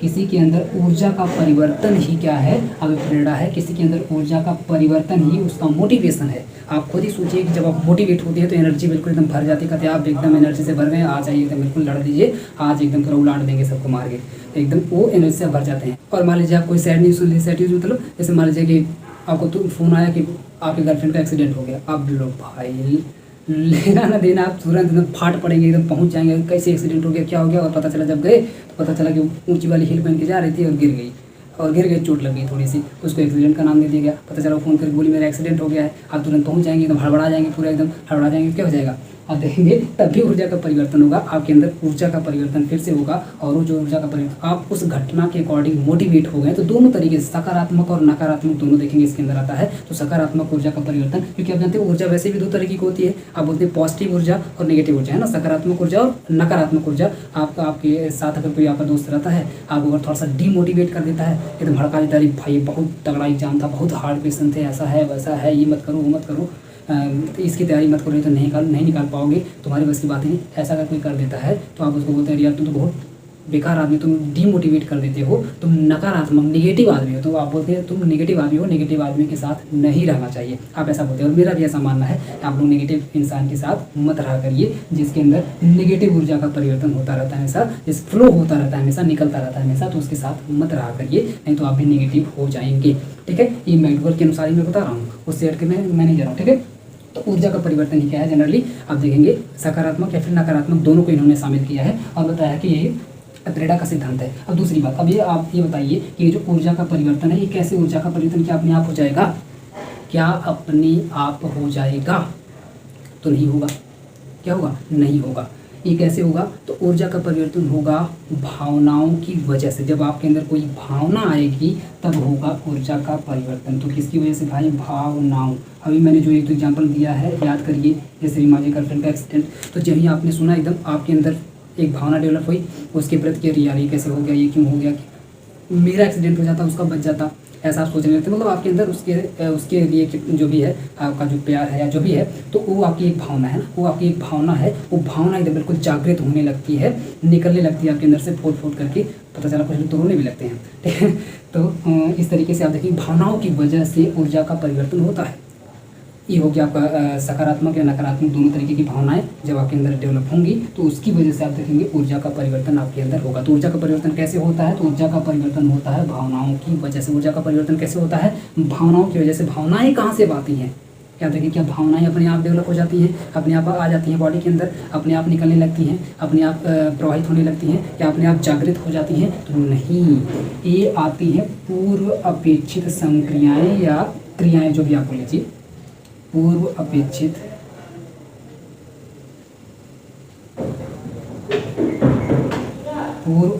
क्रियाएं बोल लीजिए फिलहाल के लिए, ठीक है। पूर्व अपेक्षित क्रियाओं की वजह से, या फिर अनुक्रियाएं भी बोल सकते हैं, पूर्व अपेक्षित अनुक्रियाओं की वजह से, पूर्व अपेक्षित अनुक्रियाओं की वजह से ऐसा होता है कि भावनाओं का डेवलपमेंट होता है, भावनाएं विकसित होती हैं किसी के भी अंदर। आप बोलेंगे सर ये कौन सा वर्ड बता दिए, पूर्व अपेक्षित क्रियाएं, ये तो हमको समझ नहीं आ रहा है, पूर्व अपेक्षित अनुक्रियाएं क्या होता है। तो पूर्व का मतलब क्या है, पहले से, अपेक्षित का मतलब एक्सपेक्टेड। जैसा कि आपको अगर याद होगा, जब मैं वीडियो शुरू किया तो मैं आपसे बोला कि मैं उम्मीद करता हूँ कि आप लोगों को वीडियो बहुत ही ज़्यादा पसंद आएगा। तो मैंने पहले से ही आपसे क्या कर लिया है, पूर्व मतलब पहले से ही मैंने आपसे अपेक्षा कर ली है कि आप लोग वीडियो को पसंद करेंगे ही करेंगे। अब अगर आप लोग नहीं किए तो क्या होगा, पता चला आप लोग वीडियो को डिसलाइक कर दिए, आप लोग शेयर नहीं किए, है ना, आप लोग किसी को बताए नहीं, आप लोग पूरा वीडियो देखे नहीं, ठीक से आप लोगों ने पढ़ा नहीं, अच्छा आप लोगों ने कमेंट नहीं किया, क्या होगा, मेरे अंदर नकारात्मक भावना उत्पन्न होगी। अरे यार इतनी मेहनत से इतना तो डेटा लेकर किसी तरीके से आए हैं और यहाँ पे चिल्ला के गला फाड़ के इतनी गर्मी में पढ़ा रहे हैं, यहाँ पे एसी भी नहीं लगी, फैन भी नहीं चल रहा है और इतनी मेहनत से पढ़ा रहे हैं किसी तरीके से, और ये लोग पता चला कि उनको देख ही नहीं रहे, ठीक तरीके से पढ़ ही नहीं रहे हैं, मेहनत कर ही नहीं रहे हैं, सपोर्ट कर ही नहीं रहे हैं। तो मेरे अंदर एक नकारात्मक भावना आएगी, और जब नकारात्मक भावना आएगी तो मेरे अंदर ऊर्जा का परिवर्तन होगा, नकारात्मक ऊर्जा का परिवर्तन होगा और मैं डीमोटिवेट हो जाऊँगा। वही मोटिवेट हूँ चाहे डीमोटिवेट हूँ, वही तो हो गया आपका अपग्रेडा। और यही जो सिद्धांत है, ये सिद्धांत है मैकडूगल का, ठीक है। दूसरी बात, अगर पता चला कि आप लोगों को इतना पसंद आ गया वीडियो, इतना पसंद आ गया कि आपने तो 3-4 बार देखे ही वीडियो, साथ में आपके जो जितने दोस्त हैं, जितने रिश्तेदार हैं, सबको आपने शेयर किया, सबको आपने बताया, सबको आपने देखने के लिए बोला, वीडियो को आपने लाइक किया, चैनल को आपने सब्सक्राइब किया और मतलब अच्छा कमेंट किया, एकदम मैं तो देख एकदम गदगदा जाऊँगा। और जब गदगदा जाऊँगा तो मेरे अंदर क्या होगा, क्योंकि मैंने पहले से एक्सपेक्ट किया था, पहले से मैंने अपेक्षा करी थी कि आप लोग ऐसा करेंगे। जब आप लोगों ने ऐसा किया तो जो मैंने अपेक्षा करी थी उसके अनुसार जब काम हुआ, तो उसके अनुसार जब कोई क्रिया हुई, तो उसके अनुसार जब क्रिया होगी तो मेरे अंदर सकारात्मक भावना उत्पन्न होगी। और जब सकारात्मक भावना उत्पन्न होगी, सकारात्मक भावना का मतलब मैं ये सोचूंगा, अरे यार एकदम इतना बढ़िया, एकदम लोग पढ़ रहे हैं, ठीक तरीके से पढ़ रहे हैं, इतना अच्छा कमेंट आ रहा है, मैं जल्दी से जल्दी कोशिश करूँ कि एक और नया वीडियो कोई लेकर के आऊँ अपने दोस्तों के लिए, ठीक है, आप लोगों के लिए। तो मेरे अंदर सकारात्मक भावना का विकास होगा। जब सकारात्मक भावना का विकास होगा तो अब ऐसी बात है, वो जो सकारात्मक ऊर्जा का परिवर्तन होगा, और जब सकारात्मक ऊर्जा का परिवर्तन होगा तो आप समझ सकते हैं कि वो भी क्या होगा, प्रेरणा का सिद्धांत होगा मैकडूगल के अनुसार। तो अब आप लोग समझ गए होंगे। या फिर आप दूसरा एग्जाम्पल भी ले सकते हैं, अपनी गर्लफ्रेंड वाला भी ले सकते हैं कि आपने क्या किया था, आपने एकदम जब पहली बार वो मिली थी आपसे, तो आपने वादा किया था कि मुझे भले कुछ हो जाए लेकिन तुम्हें नहीं होने दूंगा, मुझे भले कुछ हो जाए लेकिन तुम्हें नहीं होने दूंगा। ऐसा करते हैं कुछ लोग, आप लोगों ने किया ही होगा, किया है तो बताइए कमेंट में लिख करके। तो मुझे कुछ हो जाए लेकिन तुम्हें कुछ नहीं होने दूंगा, जो लोग ऐसा सोच करके चलते हैं और थोड़ा सा एक्सीडेंट का नाम सुन लिए, लंबी सी हिल पड़ने की वजह से गिर गई, तो थोड़ा सा एक्सीडेंट का नाम सुन लिया तो कहीं अब क्या होगा, मैंने तो ये एक्सपेक्ट किया था, ये वादा किया था, ये मैंने सोच रखा था पहले से ही कि तुम्हें कुछ नहीं होने दूंगा, मुझे भले कुछ हो जाए, और पता चला कि उसी का एक्सीडेंट हो गया। मतलब जैसा आप सोचे थे, पूर्व अपेक्षित क्रिया जो आपकी थी उसके अनुसार, पूर्व अपेक्षा जो आपकी थी उसके अनुसार कोई क्रिया नहीं हुई, इसका मतलब नेगेटिव भावना आपके अंदर आएगी। और जब नेगेटिव भावना आएगी तो आपके अंदर नेगेटिव ऊर्जा का परिवर्तन होगा, और जब नेगेटिव ऊर्जा का परिवर्तन होगा इसका मतलब है कि वो मैकडूगल का प्रेरणा का सिद्धांत वहाँ पर वर्क कर रहा है। अब बहुत लोग आप लोगों में से बोलेंगे कि सर ये तो आसान सी चीज़ है, तो हम पहले से जानते थे, पहले से हम लोग करते भी थे, पहले से हमको पता भी था, तो ये तो मेरे नाम से सिद्धांत होना चाहिए, लेकिन आप लोगों ने लिख करके नहीं दिया, तो इसलिए आपका सिद्धांत नहीं हुआ। मैकडूगल ने इसको बढ़िया से एकदम लिख करके दिया 2-3 लाइन में, उसका सिद्धांत हो गया, उसके नाम से आ गया, ठीक है। तो ये हो गया, आप लोग सोचा करिए, ठीक है, ऐसी छोटी छोटी चीज़ें सोच करके उसका भी सिद्धांत बनाया करिए, आपका भी छप करके आएगा यहाँ पे बुक के अंदर, ठीक है। तो मेरे ख्याल से प्रेरणा का सिद्धांत क्या है मैकडूगल का, ये आपको ठीक से समझ में आ गया होगा कि पूर्व अपेक्षित जो क्रियाएं होती हैं उसकी वजह से भावनाएं डेवलप होती हैं, और उन भावनाओं की वजह से ऊर्जा का परिवर्तन होता है, और इसी ऊर्जा के परिवर्तन को ही बोला जाता है मैकडूगल का प्रेरणा का सिद्धांत बोला जाता है, या फिर मैकडूगल के प्रेरणा के सिद्धांत के अंदर ऊर्जा का परिवर्तन होता है। तो सिर्फ आपको याद क्या करना है कि ये सब तो आप रीजनिंग लगा करके, रीजनिंग आती है ना, रीजनिंग में मुझे पता है कि सभी लोग तेज होते हैं, तो रीजनिंग लगा करके ये सब आप लोग निकालेंगे। सिर्फ आप लोग को क्या याद रखना है, ये याद रखना है, क्या याद रखना है, ये याद रखना है। तो अभी यहाँ पर जो इंपॉर्टेंट पॉइंट्स की जो मैं बात कर रहा हूँ, तो इंपॉर्टेंट पॉइंट्स के अंदर पहला पॉइंट नोट कर लीजिएगा, स्क्रीनशॉट ले लीजिएगा कि पहला पॉइंट है अभिप्रेरणा का सिद्धांत, किसका, मैकडूगल का। मैकडूगल का अभिप्रेरणा का सिद्धांत के अंदर मात्र एक लाइन याद रखनी है, एक लाइन है ये, 3 वर्ड याद रखने हैं, ऊर्जा का परिवर्तन। ऊर्जा का परिवर्तन ही मैकडूगल की अभिप्रेरणा का सिद्धांत है। है कि नहीं है बताइए, है। ठीक है, तो अब आगे बढ़ जाते हैं। तो मेरे ख्याल से आपको तैयार हो गया होगा। एक तो ये सिद्धांत इन्होंने दिया था कि क्योंकि आप जानते हैं कि ये अगर इस चैप्टर से बिलोंग कर रहे हैं, प्रेरणा वाले चैप्टर से, तो अब प्रेरणा का सिद्धांत तो इनको देना ही देना था, इसलिए इस चैप्टर के अंदर इनको रखा गया है। तो एक सिद्धांत इन्होंने ये दिया था। दूसरा सिद्धांत इन्होंने दिया था कि क्योंकि आप जानते हैं अब प्रेरणा का मतलब क्या, मोटिवेशन। और मोटिवेशन की वजह से जब कोई किसी भी ह्यूमन के अंदर कोई ना कोई चेंज आता है, तो उस चेंज अगर आएगा तो उसके व्यवहार में चेंज आएगा। देखिए एक्सीडेंट अगर हो गया, उसकी मान लीजिए कोई लड़का है, उस लड़के की अगर जीएफ का एक्सीडेंट हो गया, तो अगर आप उस टाइम फ़ोन करके उसको एकदम उसका मजाक उड़ाएंगे या उससे हंसी मजाक करना चाहेंगे, क्या करेगा, तुरंत पता चला गाली गलौज पे आ जाएगा, मार झगड़े पे आ जाएगा। अभी मेरा एकदम दिमाग ख़राब है और तुम यहाँ पे तुमको मजाक सोच रहा है, तो तुरंत चिड़चिड़ा सा हो जाएगा, उसके शरीर के अंदर परिवर्तन आने लगेगा। और वही जो आपका परिवर्तन हुआ, तो परिवर्तन के आधार पर क्या व्यवहार में क्या परिवर्तन आता है, अभी प्रेरणा की वजह से व्यवहार में क्या परिवर्तन आता है, उसके आधार पर इन्होंने एक और उस परिवर्तन को मेजर करने के लिए, परिवर्तन को मापने के लिए, परिवर्तन को जानने के लिए, कौन कौन से परिवर्तन होते हैं, क्यों होते हैं, किस संवेग के कारण होते हैं, उसके लिए इन्होंने एक और सिद्धांत दिया। उसका नाम है मूल प्रवृत्ति का सिद्धांत। क्या है?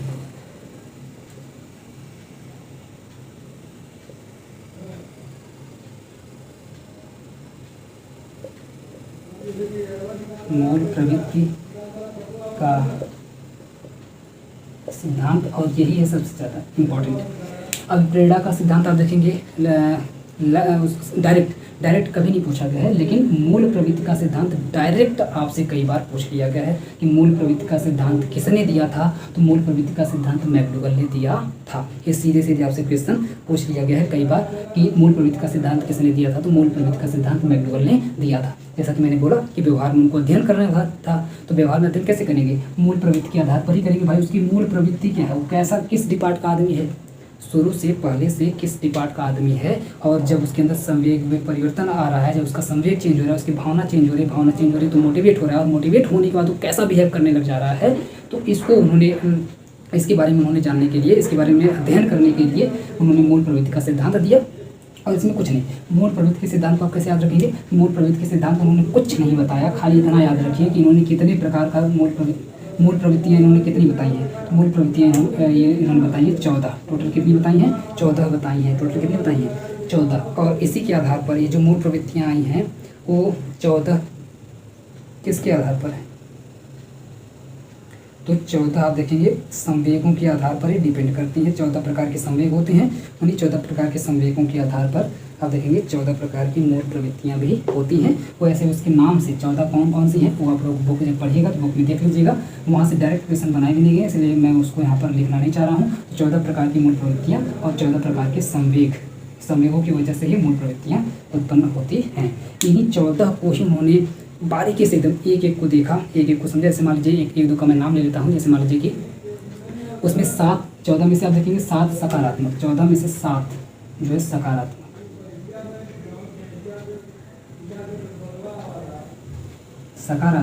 और 7 इन्होंने क्या दिया, नकारात्मक दिया।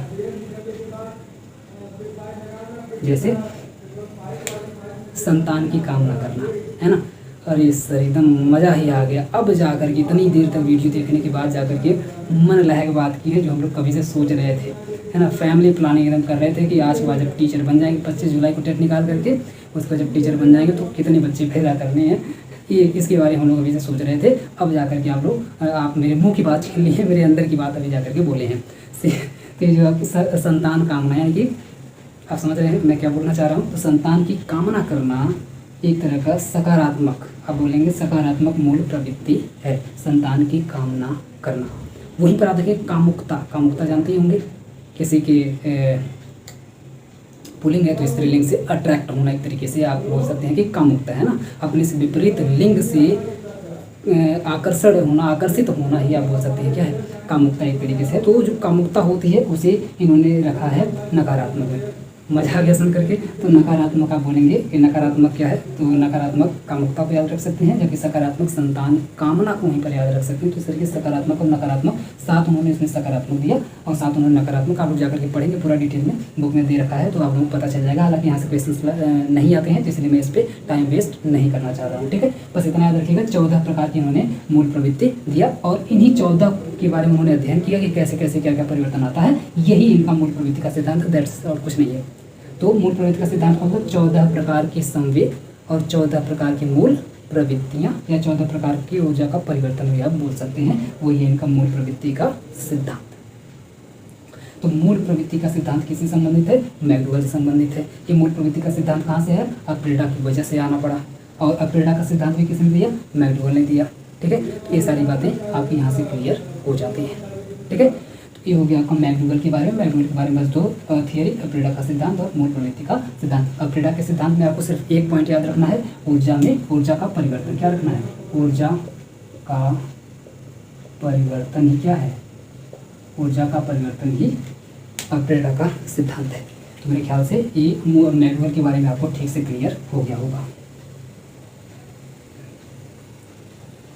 अब हम लोग बात करते हैं नेक्स्ट पॉइंट की। मैकडूगल आपका तीसरा पॉइंट जो था वो क्लियर हो चुका है। मैं इतना आपको विश्वास दिला दूं कि अगर आप लोग ठीक से इस वीडियो को देखते हैं लास्ट तक, हालांकि थोड़ा सा लंबा वीडियो बनेगा, आपकी टाइम थोड़ी सी ज़्यादा लगेगी, लेकिन मैं लिख के दे सकता हूँ कि मरते दम तक, अब आखिरी सांस तक, आखिरी सांस तक, मैं बता दूँ आखिरी सांस तक अगर ये वीडियो हो जाए या एक भी कभी अगर क्वेश्चन इस चैप्टर का गलत हो जाए पूरा वीडियो देखने के बाद, तो आप मुझसे पर्सनली मिलिएगा। मैं इसका आपको जितना टाइम आप वेस्ट किए होंगे ना, उसकी मैं भरपाई करूँगा। आप जो कहेंगे मैं आपको दूंगा, जो इसके बदले में आप मुझसे कहेंगे मैं करूँगा। इसकी मैं गारंटी लेता हूँ, मैं लिखित ले सकता हूँ गारंटी, ठीक है। आप मुझसे पर्सनली कॉन्टैक्ट करिएगा।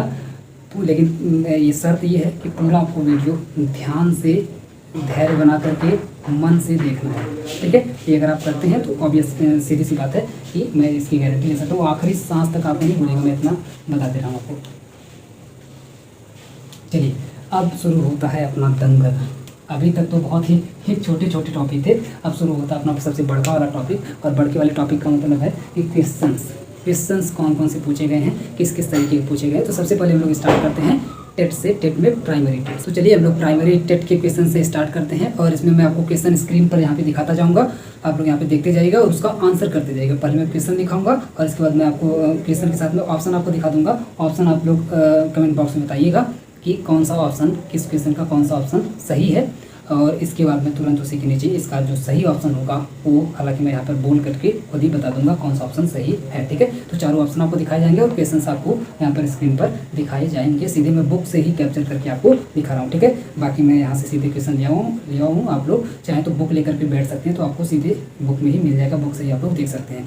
तो जैसा कि अगर आप लोग देखेंगे टेट 2011 की अगर हम लोग बात करें, 2011 में मैं बोला था 3 क्वेश्चन पूछे गए थे, चौथा, 20वां और 21वां, ठीक है। चौथा, 20वां और 21वां पूछा गया। तो चौथे क्वेश्चन पर आते हैं। टेट 2011 का चौथा जो क्वेश्चन था, देखिए क्या पूछा था।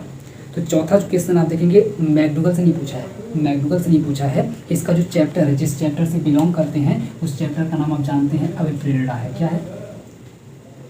मैंने बोला था कि 3-4 वर्ड से पूछा जाएगा। अभिप्रेरणा से, अभिप्रेरण से पूछा जाएगा, प्रेरणा से पूछा जाएगा, और प्रेरण से पूछा जाएगा, और मैकडूगल से डायरेक्ट पूछा जाएगा। इतने वर्ड से क्वेश्चन पूछे जाएंगे। तो आप देखेंगे जो चौथा क्वेश्चन है आपसे पूछा हुआ है, इस वाले वर्ड से, अभिप्रेरण से आपसे क्वेश्चन पूछा हुआ है। क्वेश्चन क्या दिया है? अधिगम के प्रक्रम में अभिप्रेरण। बस इतना सा क्वेश्चन है। अधिगम के प्रक्रम में अभिप्रेरण बोल सकते हैं, अधिगम के प्रक्रम में अभिप्रेरण है। अधिगम का मतलब आप जानते हैं, अधिगम का मतलब होता है सीखना, पढ़ना, ठीक है। तो इसके प्रक्रम में अभिप्रेरण क्या है?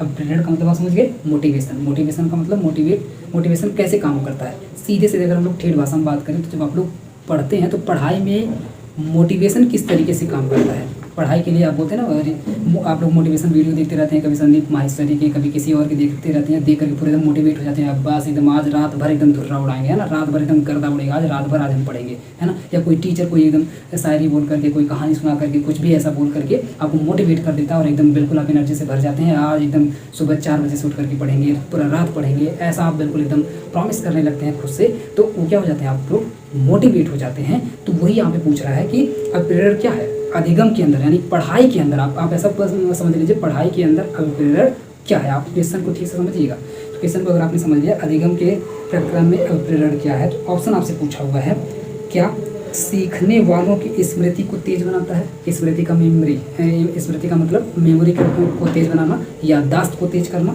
क्या ये काम करता है। पुराने अधिगम से नए अधिगम को विभेदित करना, यानी कि जो आपका पुराना आप जो बहुत पहले सीख चुके हैं और जो आप अभी सीख रहे हैं, नए नए में बिल्कुल जो सीख रहे हैं, क्या दोनों के बीच में डिफरेंस पैदा करना है। या फिर सी वाला आपसे पूछा हुआ है, एक दिशीय रूप से सोचने में सीखने वालों को प्रस्तुत करता है, यानी कि ऐसे लर्नर, ऐसे सीखने वाले, ऐसे पढ़ने वाले जो एक ही दिशा में सोचते हैं, एक ही डायरेक्शन में सिर्फ सोच पाते हैं, चारों तरफ से किसी चीज़ के बारे में नहीं सोच पाते हैं, क्या उनके बारे में बताता है अभिप्रेरण। या चौथा ऑप्शन आपका दिया हुआ है, नए सीखने वालों में अधिगम के लिए रुचि का सृजन करना। अब आप लोग खुद सोच करके बताइए इसमें से कौन सा ऑप्शन सही है। तो अभी जस्ट मैंने बता तो दिया, जस्ट मैंने अभी बता दिया कि ये क्या है, आप किसी चीज़ को सुन करके बिल्कुल एकदम मोटिवेट हो जाते हैं और एकदम अपने से वादा करने लगते हैं कि हाँ आज के बाद हम एकदम गर्दा उड़ा देंगे, आज पूरी रात एकदम पढ़ेंगे, पूरा रात जागेंगे, ये कर देंगे, वो कर देंगे। पता चला गर्लफ्रेंड ने एक बार बोल दिया कि तुम तो नहीं कर सकते, तुम ये क्वालिफाई नहीं कर पाए, इस पे इसको क्या क्वालिफाई करोगे। पता चला आप तो एकदम सीधे यूपीएससी निकालेंगे। अब तुम चलो साइड में हो जाओ 2-4 महीने के लिए और एकदम गर्दा उड़ा के रख देंगे। और कोई वाला गाना जो चलता है ना, भुला के मेरा प्यार इंतकाम देखेगी, तो इंतकाम दिखाने के लिए बिल्कुल एकदम दिन रात एक करते हैं, खून पसीना एक कर देते हैं। तो क्या हो जाते हैं, आप मोटिवेट हो जाते हैं, अभिप्रेरित हो जाते हैं। और जब आप अभिप्रेरित हो जाते हैं तो अधिगम में किस तरीके से अभिप्रेरित होते हैं, तो 2 तरीके से होंगे।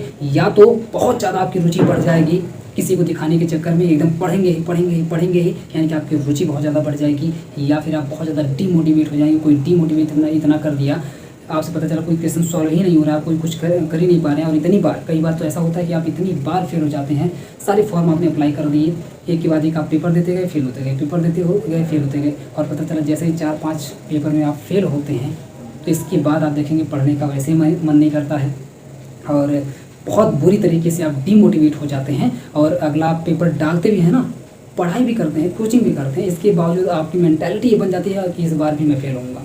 आप देखिएगा, आप महसूस करिएगा, जो लोग 4-5 बार पेपर, कोई भी पेपर है, जो लोग 4-5 बार दे चुके हैं, वो लोग महसूस करेंगे कि क्या ऐसा होता है कि नहीं होता है, ऐसा होता होगा। और जो लोग अभी महसूस नहीं कर पा रहे हैं, वो लोग 4-5-6 पेपर दे लें और डिस्क्वालीफाई, मैं ऐसा नहीं हूँ, मतलब मैं ऐसा चाहता नहीं हूँ कि आप लोग डिस्क्वालीफाई हो, लेकिन अगर ऐसा होता है कि अगर आप डिस्क्वालीफाई करते हैं, तो आप देखिएगा कि जब आप 5वां 6वां 7वां जब पेपर देने जाएंगे, तो आप कितना बुरी तरीके से डिमोटिवेट रहेंगे। और आपके दिमाग में पहले से ही चल रहा होगा कि ये तो मैं पहले से ही फेल होता आ रहा हूँ, इस बार भी फेल होऊंगा ही। आपके अंदर पास होने का जो भाव है वो आ ही नहीं पाएगा, ठीक है। तो ये होता है, तो उसी तरीके से आप डिमोटिवेट हो जाते हो। 2 ही तरीका होगा, या तो डिमोटिवेट हो जाएंगे या तो मोटिवेट हो जाएंगे। तो यहाँ पे देखिए क्या दिया है, नए सीखने वालों में अधिगम के लिए रुचि का सृजन करना, यानी कि जो नए सीखने वाले हैं उनको मोटिवेट कर देता है, और इस तरीके से मोटिवेट कर देता है तो उनकी रुचि बढ़ जाती है, ठीक है। तो अभिप्रेरण का इसमें बाकी का तो मैचिंग नहीं हो रहा है इस चैप्टर से। अभिप्रेरण का मोटिवेशन क्या मोटिवेशन से आपकी याददाश्त बढ़ जाती है, क्या नहीं बढ़ जाती है। ऑप्शन नंबर 1 कट कर दीजिए। क्या ये किसी को अलग अलग करने का काम करता है, क्या नहीं। अभी मैंने आपको पूरा चैप्टर का बेसिक मैंने आपको समझा दिया है, क्या ऐसा मैंने कहीं कुछ बताया कि अलग अलग करने का काम करता है, पुराने अधिगम ऐसा कुछ नहीं बताया। तो ये भी आप ऑप्शन को कट कर दीजिए। ऑप्शन नंबर सी, क्या एक ही डायरेक्शन में सोचने वालों को प्रस्तुत करता है, ऐसा भी कोई बात नहीं। क्या कोई मोटिवेट हो जाएगा तो सी पता चलता है कोई एक ही डायरेक्शन में सोचता है। ये तो वितर्क की बात होगी, अगर आप लोग को रीजनिंग आती है तो ये आप 3 ऑप्शन अगर कट कर देंगे तो ऐसे भी आपको साफ साफ दिखाई दे रहा है कि रुचि बढ़ जाती है। आगे बढ़ जाते हैं क्वेश्चन नंबर 4 के बाद। क्वेश्चन नंबर था आपका क्वेश्चन नंबर 20 और 21, ठीक है। क्वेश्चन नंबर 20 और 21 पर आ जाते हैं। क्वेश्चन नंबर 20 की बात करें, क्वेश्चन नंबर 20 में पहले डैश दिया हुआ है, डैश के बाद पूछा हुआ है को अनुप्रेरित। देखिएगा एक और वर्ड यहाँ पर यूज कर लिया इन्होंने, प्रेरणा के बाद एक और इन्होंने वर्ड यूज कर लिया है अनुप्रेरित।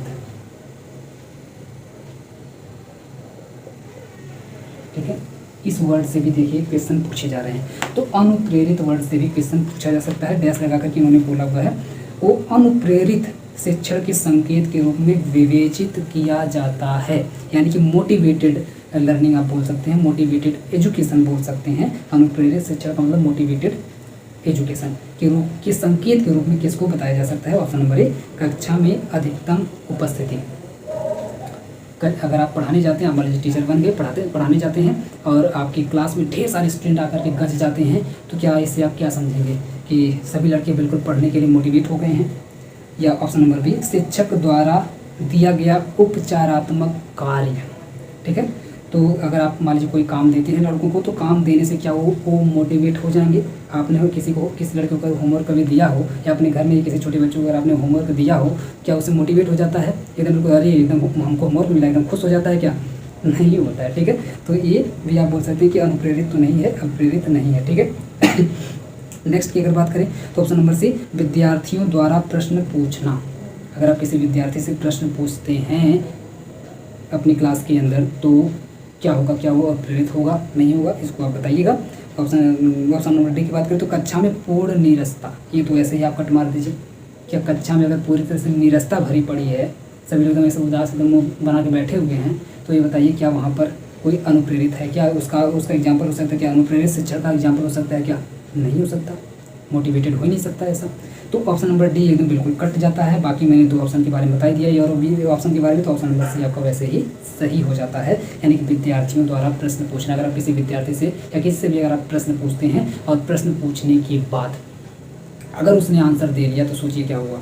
अगर वो आंसर सही दे लेता है और आप बोलते हैं शाबाश एकदम सही आंसर दिया, मज़ा ही आ गया, दिल ही खुश हो गया। जैसे मैंने अभी आपसे आपको क्वेश्चन दिया, आपको मैंने क्वेश्चन दिया, और जिन लोगों ने इसका सही ऑप्शन सेलेक्ट किया था वो लोग महसूस करके बताएं कैसा महसूस हो रहा है, कैसा फील हो रहा है, लिख करके बताएं कमेंट बॉक्स में। उनको मज़ा ही आ गया होगा, तो अरे वाह मैंने तो 2 क्वेश्चन सॉल्व कर दिए, क्वेश्चन नंबर 4, क्वेश्चन नंबर 20, दोनों का मैंने सही आंसर दे दिया। वो बिल्कुल मोटिवेट हो गए होंगे। आप दीजिए नेक्स्ट क्वेश्चन दीजिए, हटाइए इसको, चलिए आगे बढ़िए, क्या बकवास कर रहे हैं, तब से वो बिल्कुल एकदम ऊर्जा से भर गया होगा। लेकिन जिनका दोनों गलत हो गया है वो डीमोटिवेट हो गए होंगे। अरे यार ये तो गलत हो जा रहा है, पता नहीं कैसे, पता नहीं क्या पूछ रहा है ना, वो डीमोटिवेट हो गए होंगे। तो वो भी आप एक तरीके से बोल सकते हैं कि ये अनुप्रेरित शिक्षण का ही एक संकेत है। दूसरी बात, जिनका एक गलत हुआ होगा एक सही हुआ होगा, तो वो एकदम बिल्कुल ना ही इसमें है ना ही उसमें है, एकदम बिल्कुल बीच में है। अगर ये सही हो सकता है, गलत भी हो सकता है ना। तो चलिए कोई बात नहीं, इसका आंसर आपको समझ आ गया कि विद्यार्थियों द्वारा प्रश्न पूछना। जैसे मैं प्रश्न पूछ रहा हूँ, आप लोग जवाब दे रहे हैं, तो जवाब देने के बाद आपके अंदर आ रहा है कि हाँ मैं जवाब दे ले रहा हूँ, मतलब कि आप मोटिवेट हो जा रहे हैं। चलिए नेक्स्ट क्वेश्चन पूछिए फटाफट जल्दी से, तो आ जाते हैं तुरंत नेक्स्ट क्वेश्चन पर ही। कक्षा में विद्यार्थियों की रुचि बनाए रखने के लिए एक शिक्षक को उचित है, ध्यान दीजिएगा, कक्षा में विद्यार्थियों की रुचि बनाए रखने के लिए एक शिक्षक को उचित है, मतलब क्या करना चाहिए। दूसरी बात देखिए, ध्यान से समझिएगा। रुचि वाला क्वेश्चन अभी आपने 2 देख लिया कि अभिप्रेरणा हो गया, अभिप्रेरण हो गया, प्रेरणा हो गया, प्रेरण हो गया, अनुप्रेरित हो गया। हो सकता है कहीं पर अनुप्रेरण भी दे दे, मैं उसे भी लिख लेता हूँ, अनुप्रेरण। हो सकता है कहीं पर अनुप्रेरित भी दे दे। ये सभी वर्ड एक ही चैप्टर के हैं, इतने वर्ड से पूछ सकता है। अभी और कुछ वर्ड होंगे तो मैं उसको भी लिख दूंगा। ठीक है, इन सभी का बेसिक सा मतलब क्या है? इन सभी का बेसिक सा जो मतलब निकल करके एक पॉइंट आ रहा है, वो पॉइंट आ रहा है कि इन सभी की वजह से एक चीज़ पैदा हो रही है। हम लोग सकारात्मक वे में लेकर के अगर हम लोग चल रहे हैं, तो सकारात्मक वे एक चीज़ जरूर पैदा हो रही है। उस चीज़ का नाम क्या है? रुचि। उस चीज़ का नाम क्या है? रुचि है। मैं इसको थोड़ा सा अलग पॉइंट में लिखता हूँ तो ज़्यादा बेस्ट रहेगा।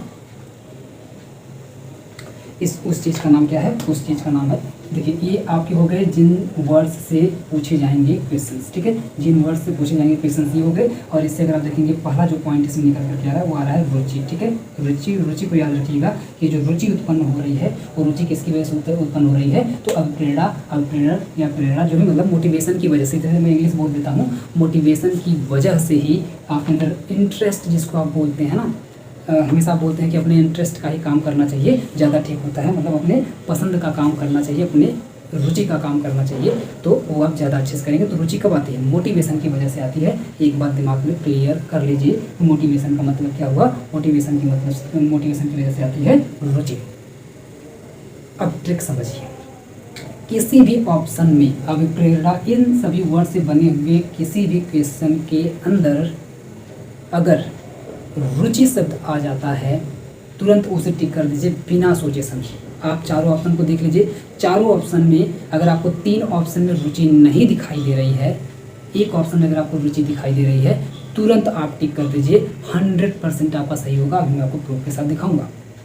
एक आपका ट्रिक क्लियर हो गया, रुचि, ये आप लोग याद रखिएगा। ठीक है, आगे बढ़ते हैं। इसमें अगर आप देखेंगे क्वेश्चन में क्या पूछा था, कक्षा में विद्यार्थियों की रुचि बनाए रखने के लिए। अब रुचि का मतलब क्या है, रुचि अगर बनाए रखना है तो क्या करना होगा, लगातार उनको मोटिवेट करते रहना होगा।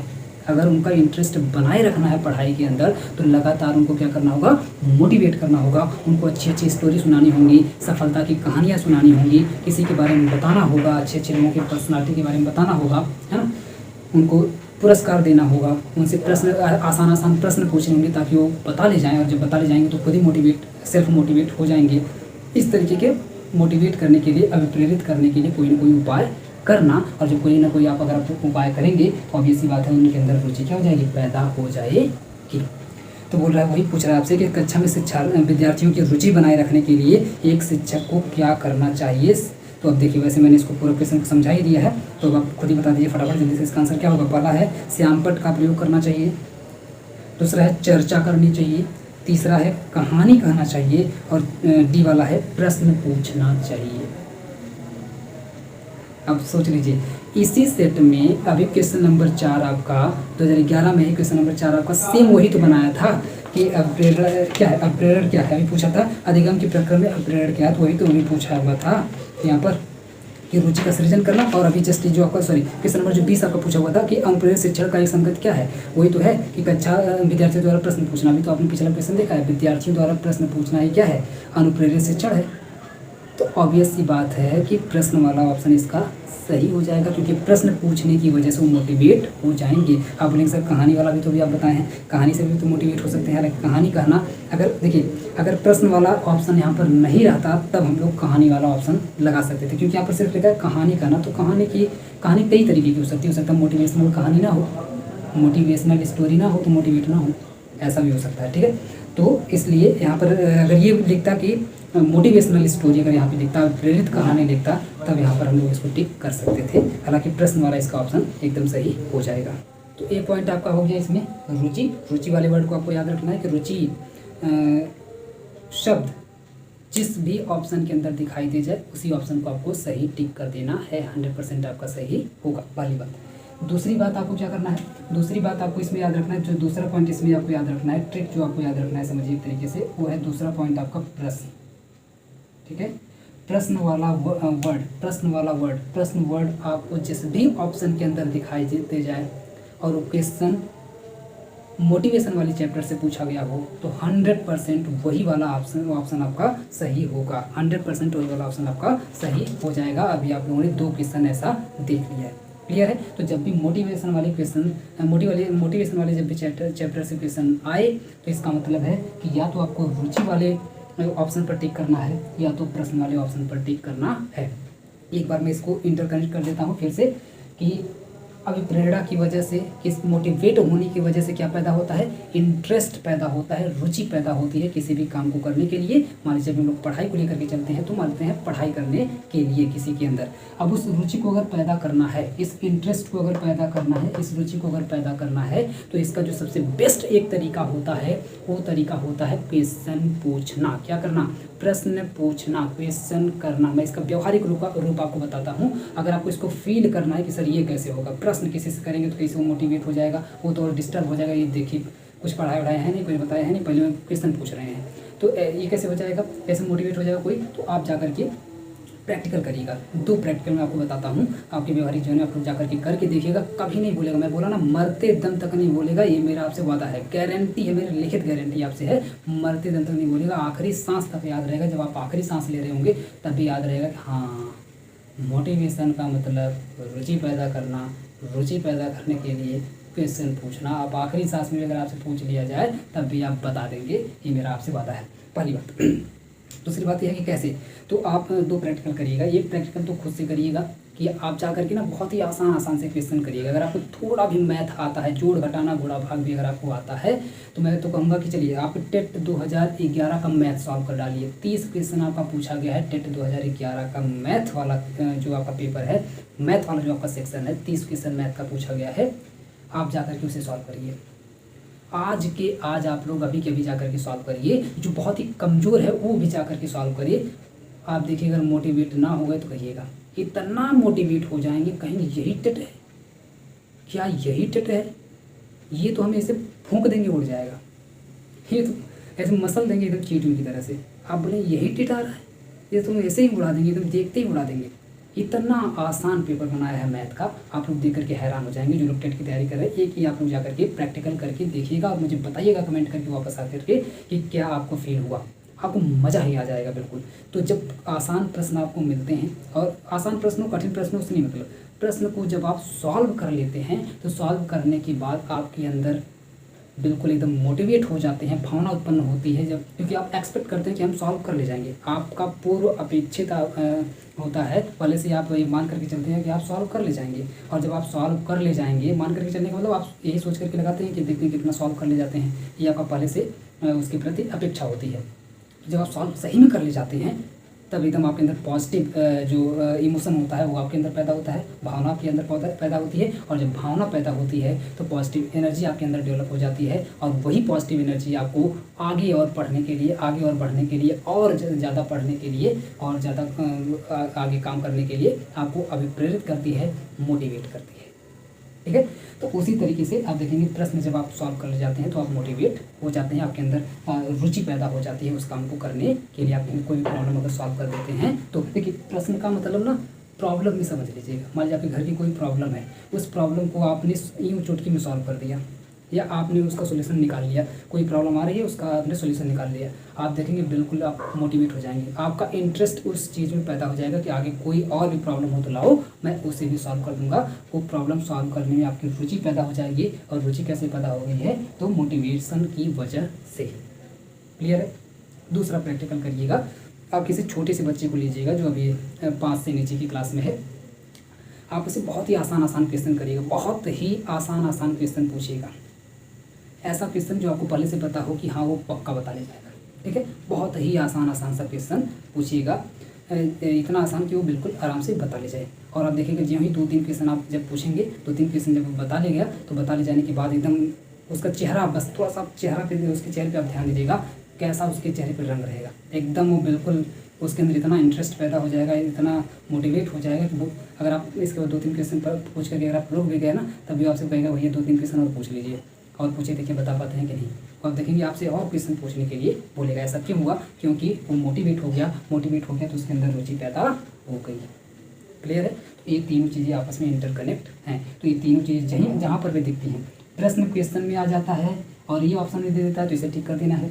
प्रश्न क्वेश्चन में आ जाता है, रुचि ऑप्शन भी देता है तो इसे टिक कर देना है। रुचि प्रश्न में आ जाती है, ये ऑप्शन में आ जाता है तो इसे टिक कर देना है। तो रुचि प्रश्न में आ जाती है, ये ऑप्शन में आ जाता है तो इसे टिक कर देना है। मतलब ये तीनों एक दूसरे से इंटरकनेक्ट हैं, सीधी सी बात है। क्लियर है। जैसे इस क्वेश्चन में क्या कर दिया है, इस क्वेश्चन में आपको रुचि दे दिया है, और रुचि आपको प्रश्न में दे दिया है, और ऑप्शन में क्या कर दिया है, प्रश्न कर दिया है। प्रश्न वाला शब्द, प्रश्न का मतलब शब्द, ये जो प्रश्न जो शब्द है ये आपको ऑप्शन में दे दिया है, और रुचि कर दिया है क्वेश्चन के अंदर। यानी कि क्वेश्चन में बोल दिया कि रुचि बनाए रखने के लिए शिक्षक को क्या उचित काम करना चाहिए, तो प्रश्न पूछना चाहिए। प्रश्न वाला ऑप्शन आपका सही हो गया। इसी तरीके से एक और जो आपका क्वेश्चन पूछा हुआ था, वो क्वेश्चन जो आपका क्वेश्चन नंबर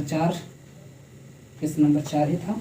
हाँ, क्वेश्चन नंबर 4 ही जो आपको पूछा हुआ था, तो अभिप्रेरण इसे आपको क्वेश्चन में दे दिया था और रुचि को ऑप्शन में कर दिया था। तो आपने देखा कि ये जब आ जाए इससे क्वेश्चन, तो रुचि वाले ऑप्शन को आपको टिक सीधे कर देना है। तो मुझे लगता है कि तीनों क्वेश्चन से आपको कुछ चीज़ें पता चलेंगी। देखिए, अभी हम लोग कुछ शुरुआती कुछ क्वेश्चन पर हम लोग टाइम दे रहे हैं। अभी मैं बिल्कुल उड़ाता हुआ जाऊँगा, एकदम उड़ाता हुआ जाऊँगा। ठीक है, सीधे मैं क्वेश्चन पढ़ूंगा, आपसे सीधे मैं आंसर लूँगा, सीधे मैं आगे बढ़ूंगा। अभी मैं सोच रहा हूँ कुछ बेसिक सी चीज़ें आपको यहाँ पर डेवलप आपके दिमाग में करता चलूँ। ठीक है, तो 4-5 क्वेश्चन में भी जनरली समय लगने वाला है। इसके बाद आप देखेंगे हम लोग एकदम बिल्कुल उड़ते हुए चलेंगे, हवाई जहाज़ की तरह से चलेंगे, क्योंकि उसके बाद कुछ रह नहीं जाएगा बताने के लिए। ठीक है, सब कुछ बार बार रिपीट होने वाली चीज़ें आ जाएंगी। तो 2 वर्ड आप यहाँ पर याद रखिएगा। अब बढ़ते हैं अपने 2013 वाले। ठीक है, 2013 में खोल लेता हूँ, 1 मिनट आप लोग वेट करिएगा प्लीज़। तो तब तक कमेंट करके बताते रहिए क्या मज़ा आ रहा है कि नहीं पढ़ने में। पर ये बताइए मज़ा आ रहा है कि नहीं, कैसा फील हो रहा है। अभी तक आपने ने इतना पढ़ा तो इतनी देरी में आपको कैसा फील हुआ, प्लीज़ कमेंट करके मुझे बताइए कि आपको कैसा लग रहा है। क्या मैं इसे आगे और कंटिन्यू करूँ, आगे ऐसे ही बाकी के जो आपके सब्जेक्ट्स हैं, जैसे मैथ हो गया, पर्यावरण हो गया, इंग्लिश हो गई, हिंदी हो गई, बाकी के जो भी सब्जेक्ट्स हैं आपके, क्या उन सभी सब्जेक्ट्स में भी मैं इसी तरीके की कुछ चीज़ लेकर के आऊँ। अगर इस तरीके की लेकर के आऊँ तो आप लोग प्लीज़ मुझे कमेंट करके बताइए। चलिए अब आ जाते हैं क्वेश्चन नंबर पेपर नंबर 2013 2013 का आपका जो पेपर है 2013 में अगर आप देखें 3 क्वेश्चन पूछा हुआ था आपसे, 14, 15 और 27। 14, 15 और 27। 13 वाले में 14, 15 और 27 वाला जो आपका पूछा हुआ था, ठीक है। 14, 15 और 27। 14 वाला देखिए, क्वेश्चन नंबर 14 देखिए, बालकों के सीखने में प्रेरणा को किस रूप में उपयोगी माना जाता है। क्वेश्चन आपसे पूछा है बालकों को सीखने में प्रेरणा को किस रूप में उपयोगी माना जाता है। तो किससे पूछ लिया, प्रेरणा वाले वर्ड से क्वेश्चन आपसे पूछ लिया है कि प्रेरणा बालकों के सीखने में प्रेरणा है ना। कोई अगर बालक सीख रहा है, पढ़ रहा है, तो उसके अंदर प्रेरणा फिर से किस तरीके से उपयोगी साबित होती है, किस तरीके से काम करती है, किस तरीके से उसको आगे बढ़ाती है, पढ़ने में उसकी रुचि पैदा करती है, वो आपको बताना है। तो चलिए देखिए, बालक की व्यक्तित्वता का आदर, पहला ऑप्शन। दूसरा ऑप्शन है पुरस्कार एवं दंड। तीसरा ऑप्शन है प्रशंसा एवं भर्त्सना, ठीक है, प्रशंसा एवं भर्त्सना। और चौथा ऑप्शन आपका उपरोक्त सभी। तो ये बताइए, आप खुद से सोच करके बताइए कि बालक अगर कोई सीख रहा है तो उसके अंदर मोटिवेशन, आप बस मोटिवेशन याद रखिए, मोटिवेशन किस तरीके से उपयोगी सिद्ध होता है, किस तरीके से काम करता है। तो इसमें कौन सा ऑप्शन आपका सही होने वाला है, जल्दी से कमेंट करके बताइए। हालांकि इसमें ऐसा कुछ तो नहीं है, जो भी मैंने ट्रिक बताया ऐसा कुछ इसमें नहीं डाला हुआ है जो आप देखते ही खट से टक कर दें, तो ऐसा कुछ नहीं दिया है। तो आप लोग को सोच करके बताइए कौन सा ऑप्शन सही होने वाला है। तो बालक की व्यक्तित्वता का आदर करना, ठीक है, बालक की व्यक्तित्वता का आदर, व्यक्तित्वता का मतलब उसकी खुद की पर्सनालिटी आप बोल सकते हैं, उसका जो व्यक्तित्व है उसका आदर करना। तो बालकों के सीखने में जो प्रेरणा होती है, जो मोटिवेशन होता है, वो पहली बात तो व्यक्तित्वता का आदर करना, किसी व्यक्ति का, किसी व्यक्तित्व का, किसी पर्सनालिटी का आदर करना सिखाती है। तो ये बिल्कुल पॉजिटिव वे में है, कोई दिक्कत नहीं है, ये सही है, ठीक है। दूसरा है पुरस्कार एवं दंड। तो जो मोटिवेशन होता है, मोटिवेशन कैसे आता है, मोटिवेशन कैसे, हम प्रेरणा को हम लोग कैसे विकसित कर सकते हैं। तो अभी आपको मैंने बोला ना, आप उस किसी चीज़ को किसी से नहीं, किसी लड़के को पुरस्कार दीजिए, है ना। अगर वो छोटा सा भी काम करता है, अच्छा काम कर देता है, उसको आप खूब उसकी प्रशंसा कीजिए, आप उसको पुरस्कार दीजिए, ठीक है। तो आप देखेंगे तब भी मोटिवेट हो जाएगा बिल्कुल, और जब मोटिवेट हो जाएगा तो वो और ज़्यादा वो काम करेगा। या फिर थोड़ी बहुत अगर वो गलत करता है तो उसके लिए आप उसको थोड़ा सा दंड दीजिए, छोटा सा उसको दंड दीजिए, कुछ ऐसा उसको दंड टाइप का दीजिए, पनिशमेंट उसको दीजिए। तो आप देखेंगे वो ऐसा मोटिवेट हो जाएगा, भाई ये काम करने से हमको दंड मिल रहा है, इसका मतलब ये काम नहीं करना चाहिए। तो वो आगे से वो काम मोटिवेट हो जाएगा, प्रेरित हो जाएगा, और वो आगे से काम नहीं करेगा। तो देखेंगे पुरस्कार और दंड। तो नेक्स्ट आपको ऐसे इसमें याद कर लीजिए, एक ही पॉइंट आपको कई बार हो सकता है मिल जाए कि पुरस्कार एवं दंड, है ना। जो इसमें आपको तीसरा पॉइंट याद रखना है,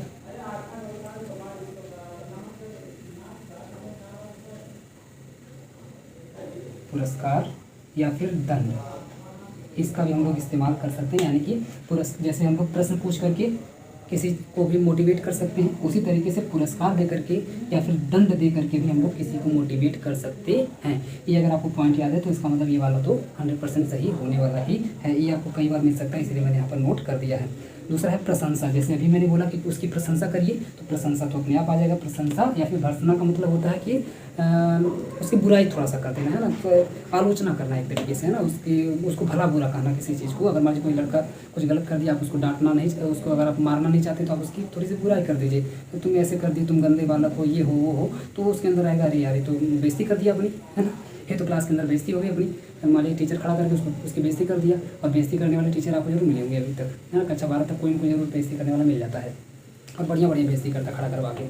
तो बेइज्जती करने से क्या होता है, बेइज्जती करने से लड़का मोटिवेट हो जाता है, यार अगर बोल दिए अभी ना, या कुछ ऐसा गलत कर दिए तो अभी खड़ा करवा के टीचर मेरी क्या कर देगा, बेइज्जती कर देगा। और जब बेइज्जती कर देगा तो इसका मतलब थोड़ा बहुत भला बुरा हमको बोलेगा, तो मेरी बेइज्जती हो जाएगी, पूरी क्लास में बेइज्जती हो जाएगी, तो काम हम नहीं करेंगे, ठीक है। तो ये भी आप देखेंगे एक तरीके से मोटिवेट करने के लिए इसको भी उपयोग में लाया जाता है। तो एक और आपको पॉइंट इसमें याद रखना है, पॉइंट नंबर 4। पॉइंट नंबर 4 क्या हो जाएगा आपका, पॉइंट नंबर 4 इसमें हो जाएगा आपको प्रशंसा करना, और मैं यही वर्ड सीधे सीधे ले रहा हूँ। हालांकि इसका मतलब होता है एक तरीके से बुराई टाइप बोल लीजिए, बुराई करना या फिर किसी की आलोचना टाइप करना, जिसको बोलते हैं यहाँ पर हम लोग भर्त्सना। ठीक है, ये वर्ड लिखा हुआ है, इस वर्ड को याद रखिएगा, प्रशंसा करना या फिर भर्त्सना करना, यानी कि किसी की बड़ाई करना या फिर उसको थोड़ा सा डिमोटिवेट करना। डिमोटिवेट करने का मतलब है उसको भला बुरा कहना। तो ये 4 पॉइंट आपको याद रखने हैं। ये चारों अगर आपको देखते हैं तो आप तुरंत क्या कर दें, तुरंत ही उसको टिक कर दें कि हाँ ये सही है। अगर ये दो ऑप्शन अगर आपके सही हो जाते हैं, मान लीजिए मैंने पहला ऑप्शन आपको नहीं लिखवाया इसमें, ठीक, पहला ऑप्शन मैंने यहाँ पर आपको नहीं लिखवाया जो है बालक की व्यक्तित्व का आदर करना, ये मान लीजिए मैंने आपको ऑप्शन आपको यहाँ पर नहीं लिखवाया, लेकिन मैंने 2 पॉइंट आपको लिखवा रखे हैं, 2 पॉइंट मैंने आपको याद करवा रखे हैं कि पुरस्कार और दंड से हम लोग मोटिवेट कर सकते हैं। प्रशंसा, मान लीजिए मैंने सिर्फ प्रशंसा लिखा है, प्रशंसा से हम लोग क्या कर सकते हैं, मोटिवेट कर सकते हैं, या किसी को भला बुरा करके हम लोग मोटिवेट कर सकते हैं। तो 2 ऑप्शन अगर आपको यहाँ पे मिल जा रहे हैं कि 2 ऑप्शन यहाँ पर सही हैं, तो यहाँ पर तो कहीं पर ऐसा लिखा नहीं कि आपका बी और सी ऑप्शन आपका सही रहेगा।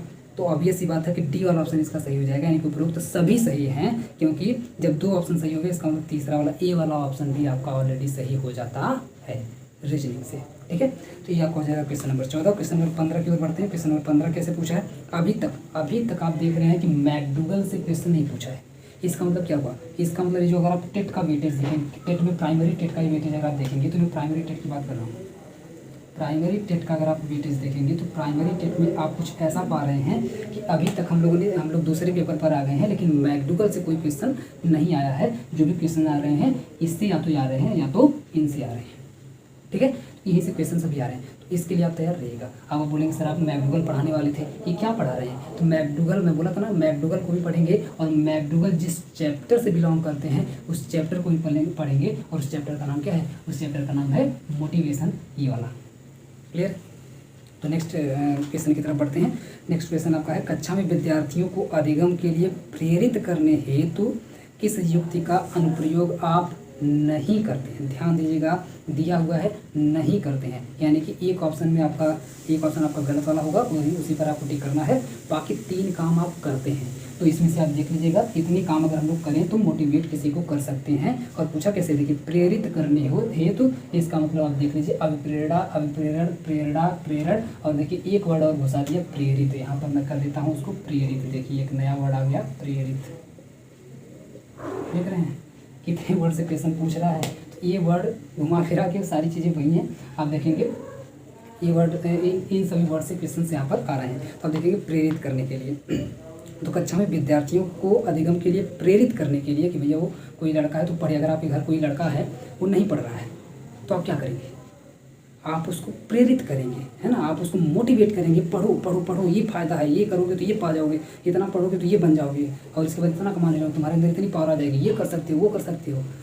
आप ऐसे करें, मोटिवेट करते हैं छोटे छोटे बच्चों को। ठीक है, तो आप क्या करेंगे, मोटिवेट करते हैं। मोटिवेट करने के लिए क्या क्या उपाय आप कर सकते हैं, आप ऑप्शन में देखिए। ऑप्शन नंबर ए है, छात्रों में स्वस्थ प्रतिस्पर्धा स्थापित करना, यानी कि आपके जो क्लास के स्टूडेंट होंगे उनमें वो स्वस्थ प्रतिस्पर्धा करवाना, कंपटीशन करवाना, यानी कोई एक टेस्ट दे देना छोटा सा 5-10 क्वेश्चन का, लो भाई सभी लोग सॉल्व करके दिखाओ, तो उससे क्या मोटिवेट होंगे लड़के, पहली बात। दूसरी बात, उन्हें आत्मगौरव की अनुभूति कराना। आत्मगौरव का मतलब क्या है, आत्मगौरव का मतलब वही अभी जो आपका पिछला वाला आया था ऑप्शन, व्यक्तित्व का आदर करना, सेम उसी तरीके से भी आपका ऑप्शन है कि आत्मगौरव की अनुभूति कराना, कि हाँ वो भी कुछ हैं, आत्मगौरव की अनुभूति कराना मतलब वो भी कुछ है ऐसा फील करवाना, है ना, कि अगर वो उनकी प्रशंसा करना। एक तरीके से आप बोलिए आत्मगौरव, किसी को आप आत्मगौरव की अनुभूति कब करवाएंगे, अगर आप उसकी प्रशंसा, अरे भाई आप तो बहुत बढ़िया आदमी, आपको तो ये आ रहा है, आपको तो ये भी आता है, आपने तो ये क्वालिफाई कर रखा है, आप तो इस पद पर हैं, है ना, तो उसको क्या हुआ, अरे यार हम तो कुछ हैं, वो उसको आत्मगौरव, खुद के गौरव की अनुभूति होगी, भाई मेरा गौरव तो इतना है, मैं तो ये हूँ, है ना, तो उसको आत्मगौरव की अनुभूति होगी। यानी कि सीधे सीधे बोले तो इनडायरेक्टली आप सोच सकते हैं कि उसकी प्रशंसा करना। जब तक आप किसी की प्रशंसा नहीं करेंगे तब तक उसको आत्मगौरव की अनुभूति नहीं होगी। ठीक है, तो प्रशंसा से ही आप बोल सकते हैं कि अगर आप किसी की प्रशंसा कर रहे हैं तो क्या होगा, वो आत्मगौरव फील करेगा, आत्मगौरव की उसको क्या होगी, अनुभूति होगी, आत्मगौरव की उसको अनुभूति होगी अगर किसी की आप प्रशंसा करते हैं तो। ठीक है, ये दोनों वर्ड आपस में जुड़े हुए हैं, तो ये ऑप्शन तो आपका वैसे ही सही लग रहा है। और पहला वाला पे मैं भी डिस्कस करता हूँ। सी वाले ऑप्शन पर आ जाते हैं, उनकी अत्यधिक प्रशंसा करना। ध्यान दीजिए, उनकी अत्यधिक प्रशंसा करना, प्रशंसा वर्ड आ गया है, एक चीज़ ध्यान दीजिएगा। नेक्स्ट है डी, गतिविधि आधारित शिक्षण अधिगम विधियों का अनुप्रयोग करना। गतिविधि आधारित शिक्षण अधिगम विधियों का अनुप्रयोग करना। अब बताइए चारों ऑप्शन में से कौन सा ऑप्शन सही होना चाहिए, सोच करके बताइए, फटाफट टिक करके बताइए। चलिए, मैंने बी वाले ऑप्शन को तो पहले ही बता दिया था कि बी वाले ऑप्शन का मतलब प्रशंसा का मतलब क्या होना, आत्मगौरव कराना। और अगर आप प्रशंसा कर रहे हैं इसका मतलब ये वाला ऑप्शन आपका सही हो जाएगा, पहली बात। ऑप्शन नंबर अगर हम ए की बात करें तो ए में है छात्रों में स्वस्थ प्रतिस्पर्धा स्थापित करना। ठीक है, छात्रों में स्वस्थ प्रतिस्पर्धा का मतलब है कि आप उनमें क्या करेंगे, कंपटीशन करवाएंगे। कंपटीशन करवाने का मतलब आप क्वेश्चन देकर के करवा सकते हैं। मानते हैं अभी हम क्वेश्चन पे ही ले लेते हैं, अगर आप प्रश्न पूछ करके अगर आप कंपटीशन करवाते हैं, 5-10 क्वेश्चन ऐसे टेस्ट के रूप में दे दिए और उसको सॉल्व करके दिखाना है, तो दोनों में क्या होगा, कंपटीशन होगा। और अगर आप प्रश्न पूछ रहे हैं, इसका मतलब प्रश्न अगर आप पूछते हैं तो मोटिवेशन होगा, वहाँ पर मोटिवेट होगा। तो इसका मतलब है ये वाला ऑप्शन भी आपका सही हो जाता है, बी वाला ऑप्शन आपका सही हो जाता है।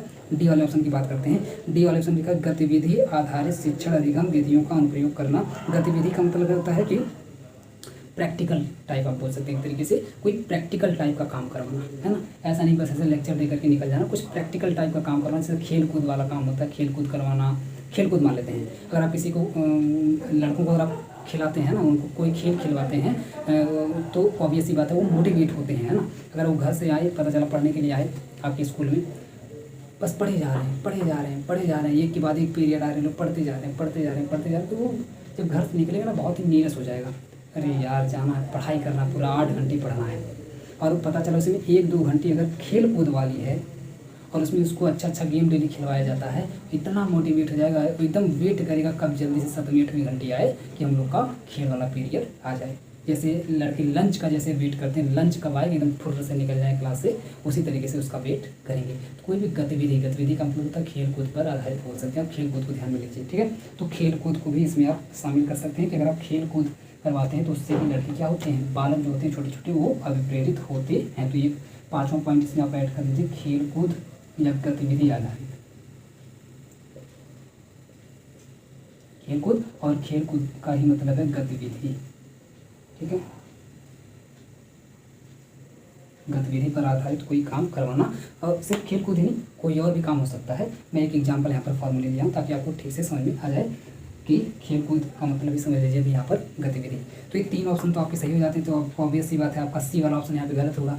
लेकिन अब यहाँ पे आप अचंभित हो जाएंगे, सर अभी तो आप बोले हैं कि अगर प्रशंसा वर्ड दिखाई दे जाए तो आप उस पर टिक कर दीजिए, उसको सही मार्क दीजिए एकदम कि हाँ वो सही है।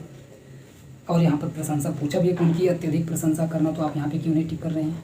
तो आप यहाँ पे देखेंगे अतिवादी शब्द लगा हुआ है, अत्यधिक लगा हुआ है। प्रशंसा वर्ड तो है लेकिन प्रशंसा के पहले लगा हुआ है अत्यधिक। तो एक ट्रिक हमेशा याद रखिएगा, यूनिवर्सल ट्रिक है कि कभी भी अगर इस तरीके के ऑप्शन में आप देखेंगे अतिवादी शब्द का अगर प्रयोग कर लिया जाए, अतिवादी शब्द, आप लोग जो लोग पीसीएस वगैरह का एग्जाम दे रहे होंगे या पीसीएस आईएएस के लिए जो लोग पढ़ाई कर रहे होंगे उन लोगों को पहले से ही पता होगा ये सारी चीज़ें, वो सब ज़्यादा इस्तेमाल करते हैं अतिवादी शब्द, है ना। अति हो जाए ऐसे शब्द जिनसे पता चला अति एकदम हो रही है। जैसे अतिवादी शब्द में अगर मैं 2-3 की बात करूँ तो पहला जैसे अभी आपका एक पूछ लिया इसमें कि अत्यधिक, बोलिए अत्यधिक। दूसरा बोल सकता है केवल, तीसरा बोल सकता है एकमात्र, है ना। इस तरीके के जब शब्द आ जाए मतलब केवल यही हो सकता है और कुछ नहीं हो सकता, एकमात्र बस यही एक ही उपाय ही है ना। ऐसा आप लोग रीजनिंग में भी पढ़े होंगे, स्टेटमेंट वाले में आप पढ़े होंगे, कथन और निष्कर्ष वाले में आप लोग पढ़े होंगे कि ऐसे जब वर्ड आ जाते हैं तो उसको हमेशा हम लोग क्या करते हैं, गलत मारते हैं। तो सी बोल गलत समझे कॉन्सेप्ट यहाँ पर भी लग रहा है कि ऐसे जब भी वर्ड अगर किसी के सामने, इन सभी के आज सामने अगर यूज कर लिए जाए, प्रशंसा के सामने यूज कर लिए जाए, इसके सामने यूज कर लिए जाए, किसी के भी इसमें से सामने अगर इन किसी भी अतिवादी शब्द का जैसे पता चले कि एकदम अति अब हो रही है तो समझ जाइए वो ऑप्शन आपका गलत 100% है। यहाँ पर प्रशंसा तो की जाए लेकिन एकदम बहुत ज़्यादा प्रशंसा बोला है, अत्यधिक प्रशंसा कर देना है। और अगर हम जानते हैं कि किसी की अगर आप बहुत ज़्यादा भी प्रशंसा कर देंगे तो आपके सिर पर चढ़ जाएगा, है ना। वो सब वो अपने आप को फिर भगवान समझ लगेगा कि बस अब हमसे ज़्यादा कोई नहीं, हमसे बड़ा तो कोई नहीं है। तो इसका मतलब ये हुआ कि आपको अत्यधिक नहीं करना, प्रशंसा तो करनी है लेकिन एक लिमिट में करनी है। इसीलिए मैंने यहाँ पर सिर्फ प्रशंसा वर्ड लिखा है, अत्यधिक प्रशंसा नहीं लिखा है। तो इन सभी वर्ड के पहले अगर कोई अतिवादी शब्द लगा दिया जाए, तो अत्यधिक रुचि लगा दिया जाए तब भी आप समझिए वो गलत होगा। अत्यधिक प्रश्न पूछ लिए, अब ऐसा भी नहीं कर सकते कि अत्यधिक प्रश्न पूछ लिए, 100 200 300 क्वेश्चन लगे एकदम बैठा कर पूछने लगे, बोर हो जाएगा, फिर मोटिवेट नहीं होगा और वो बोर हो जाएगा, उसके अंदर रुचि पैदा ही नहीं होगी। ठीक है, तो कोई भी काम अति नहीं करना है, एक लिमिट में ही करना है, पहली बात। तो ये आप देखेंगे अतिवादी सब इन सभी के पहले नहीं लगा होना चाहिए। कोई भी आप गतिविधि भी खेल कूद ही करवा रहे हैं, पता चलेगा एकदम सूरज पहले पीरियड से स्टार्ट कर दिए एकदम खेल कूद और पूरे एकदम लास्ट तक लेकर के चल रहे हैं 8वीं पीरियड तक, एकदम बस खाली खिला रहे हैं उसको खेल कूद बस करवा रहे हैं लड़कों से, तब भी वो उसमें अति हो जाएगी, लड़के खेलते खेलते एकदम थक जाएंगे, मोटिवेट नहीं होंगे। ठीक है, तो अतिवादी काम नहीं करना है। ऐसा देखते ही पहली बात तो उसी पे टिक ही कर देना, बाकी को सोचना ही नहीं है। अगर आप यहाँ पे दे दिए सीधे सीधे उनकी अत्यधिक प्रशंसा करना, तो सीधे पे टिक कर दीजिए, बाकी ऑप्शन के बारे में सोचिए ही मत, देखिए ही मत। ठीक है, तो ये आपका हो गया 14 और 15 नंबर का। एक है 27 नंबर। 27 नंबर का क्वेश्चन देखिए, 27 नंबर का क्वेश्चन कहता है निम्नलिखित व्यक्तियों में से कौन अपने बच्चे या बच्चों की आंतरिक प्रेरणा दे रहा है। ध्यान दीजिएगा, यहाँ पर प्रेरणा वाले शब्द से क्वेश्चन पूछा है कि निम्नलिखित व्यक्तियों में से कौन अपने बच्चे या बच्चों की आंतरिक प्रेरणा दे रहा है। पहला आंतरिक प्रेरणा, देखिए यहाँ पर वर्ड यूज किया है आंतरिक प्रेरणा, यानी कि अंदर से मोटिवेट करना, अंदर से मोटिवेट करना। और मैंने अभी मैं जब अभी बता रहा था आपको प्रेरणा के बारे में, तो मैंने बताया था कि 2 तरह की प्रेरणा होती है। एक तो बाहर से आप किसी चीज़ को देख करके मोटिवेट हो जाए, एक तो खुद अंदर से ही आप मोटिवेट हो जाए, अंदर से कुछ आपके अंदर विचार आया ऐसा और आप मोटिवेट हो गए। तो अंदर से मोटिवेट होना और दूसरा बाहर से मोटिवेट होना। तो आप ऑप्शन में खुद ही देख करके बता देंगे कि कौन सा अंदर से मोटिवेट होना है और होने वाला यहाँ पे काम चल रहा है। पहली बात ये ऑप्शन, फादर रॉबर्ट अपनी कक्षा के उन बच्चों को चॉकलेट देते हैं जो अच्छा व्यवहार करते हैं। दूसरा है, अगली कक्षा में कक्षोन्नत पाने पर नंद कुमार अपने पुत्र को कहानी की पुस्तक देते हैं। तीसरा है, अपने पुत्र को जन्मदिन पर गिरजोश कुमार दावत देते हैं।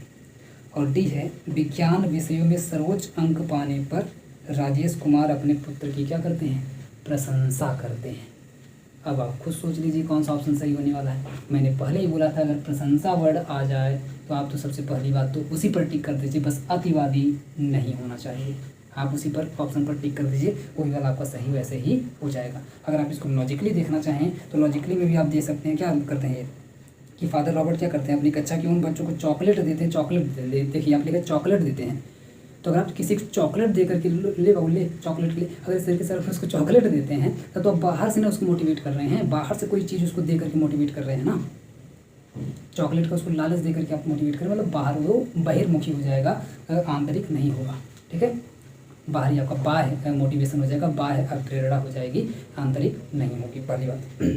बी वाले ऑप्शन में है कि कहानी की पुस्तकें देते हैं, तो पुस्तक भी तो वही बात हो गई कि वो सोचेगा कि भाई अगर हम पास हो गए तो हमको पुस्तक और ज़्यादा मिलेगी, मतलब बाहर से आप उसको मोटिवेट दे रहे हैं, बाहर से कोई चीज़ दे करके आप उसको मोटिवेट कर रहे हैं, तो ये आपकी फिर से बाहरी हो जाएगी, आंतरिक नहीं होगी। अपने पुत्र को जन्मदिन पर गिरजोश कुमार दावत भी तो आप बाहर से ही देंगे, उसके अंदर थोड़ी देंगे, है ना। शरीर के अंदर दावत तो दी नहीं जाएगी, बाहर दी जाएगी, तो ये भी आपकी एक तरीके की बाह्य प्रेरणा हो जाती है, आंतरिक नहीं है। बाकी आपने आंसर तो देख लिया है, ये आपका हो गया 13। अब हम लोग उड़ेंगे थोड़ा सा, अब हम लोग क्या करेंगे, उड़ेंगे। अब बेसिक बातें हो चुकी हैं, अब आते हैं 14 और 14 में सिर्फ एक ही क्वेश्चन पूछा गया, क्वेश्चन नंबर 1 पूछा गया है आपसे। 14 पर आ जाते हैं फटाफट।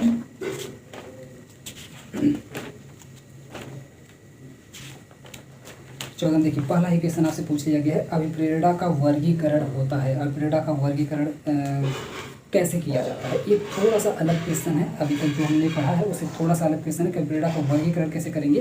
तो वैसे ये क्वेश्चन ना ये ना ही मैकडूगल से पूछा है, अभिप्रेरणा से तो पूछा है, मैकडूगल से नहीं पूछा है, यानी कि मैकडूगल वाले टॉपिक से रिलेट नहीं है। जैसे मैंने बोला ना कि 2-3 मनोवैज्ञानिक और है इस चैप्टर के अंदर, तो इसमें जो एक मैस्लो नाम के वैज्ञानिक हैं, मनोवैज्ञानिक हैं, उनसे एक क्वेश्चन जनरली आपसे उठा लिया गया है। इसमें पूछा कि अभिप्रेरणा का वर्गीकरण होता है, तो अभिप्रेरणा का वर्गीकरण देखिए कैसे होता है, स्वाभाविक और कृत्रिम। मतलब स्वाभाविक का मतलब है कि अपने आप, और कृत्रिम का मतलब होता है कि आर्टिफिशियल, और कम महत्वपूर्ण तथा अधिक महत्वपूर्ण, यानी कि कोई चीज़ कम महत्वपूर्ण है या फिर कोई चीज़ अधिक महत्वपूर्ण है। जन्मजात तथा अर्जित, अभिप्रेरणा तथा प्रलोभन। अब प्रेरणा तथा प्रलोभन। तो अब अगर आप इसमें से किसी ट्रिक का यूज करेंगे तो नहीं कर पाएंगे, क्योंकि ये एक अलग तरह का क्वेश्चन पूछ लिया है। तो इसमें मैं आपको बता दूँ, अब प्रेरणा का वर्गीकरण अगर आपको करना हो तो कैसे करेंगे। मोटिवेशन कितने टाइप का हो सकता है, मोटिवेशन मैं आपसे पूछ रहा हूँ कितने टाइप का हो सकता है इन सभी ऑप्शन के आधार पर। तो 2 टाइप का हो सकता है। पहला टाइप ये हो सकता है या तो जन्मजात होगा, या तो वो जन्मजात मोटिवेशन होगा, यानी कि वो बिल्कुल जब पैदा हुआ तो उसके अंदर ही कुछ ऐसी चीज़ें हैं ऑलरेडी जन्मजात हैं, आनुवंशिक हैं, जिसकी वजह से वो हमेशा मोटिवेट रहता है, पॉजिटिव रहता है, पॉजिटिव थिंकिंग वाला रहता है। दूसरा ये होता है कि अगर वो मान लीजिए पैदा हो गए तो पैदा होने के बाद कुछ मोटिवेशन उसने क्या किया है, अर्जित किया है, कुछ ऐसी पर्सनालिटी से मिला है, कुछ ऐसे लोगों के साथ रहा है, कुछ ऐसे लोगों की सोसाइटी में रहा है, कुछ ऐसे लोगों के संपर्क में रहा है, जिसकी वजह से जब उनको वो याद करता है तो एकदम मोटिवेट हो जाता है। अरे भाई एकदम, जैसे आप लोगों के गांव में अगर कई लोग सिलेक्टेड अगर होंगे, कई लोग उच्च पदों पर अगर होंगे, तो आप उनको याद करते एकदम बिल्कुल मोटिवेट हो जाते होंगे, हाँ कभी हम भी जाएंगे उस तनी ऊँचे पद पर, कभी हम भी होंगे। आप लोग मोटिवेट हो जाते होंगे। आपके दोस्तों में से अगर कोई सिलेक्ट होगा, 4-5 लोग अगर सिलेक्ट होंगे, तो आप उनको देखते ही उनको याद करते ही बिल्कुल एकदम मोटिवेट हो जाते होंगे। मतलब ये आप बाहर से अर्जित कर रहे हैं। तो या तो आप बाहर से अर्जित करेंगे मोटिवेशन, या तो आप अंदर से ही मोटिवेट रहेंगे। अंदर से ही देखिए वही बात, आंतरिक या फिर बाह्य वाला जो भी मैं आपको कॉन्सेप्ट बताया वही वाला यहाँ पर है। या तो आप अंदर से ही पहले से मोटिवेट रहेंगे, यानी कि जन्मजात हो सकता है, या तो बाहर से आप अर्जित करेंगे पैदा होने के बाद। ठीक है, तो आपका यहाँ पर सी वाला ऑप्शन सही हो जाता है। ये किसके अनुसार, तो मैस्लो के अनुसार है। मैस्लो भी इसी चैप्टर के अंदर है। मैं कभी किसी दूसरे वीडियो में मैस्लो को अलग से लूँगा। मैस्लो से ज़्यादा क्वेश्चन नहीं आते हैं, इसलिए मैंने उसको यहाँ पर इंक्लूड नहीं किया है।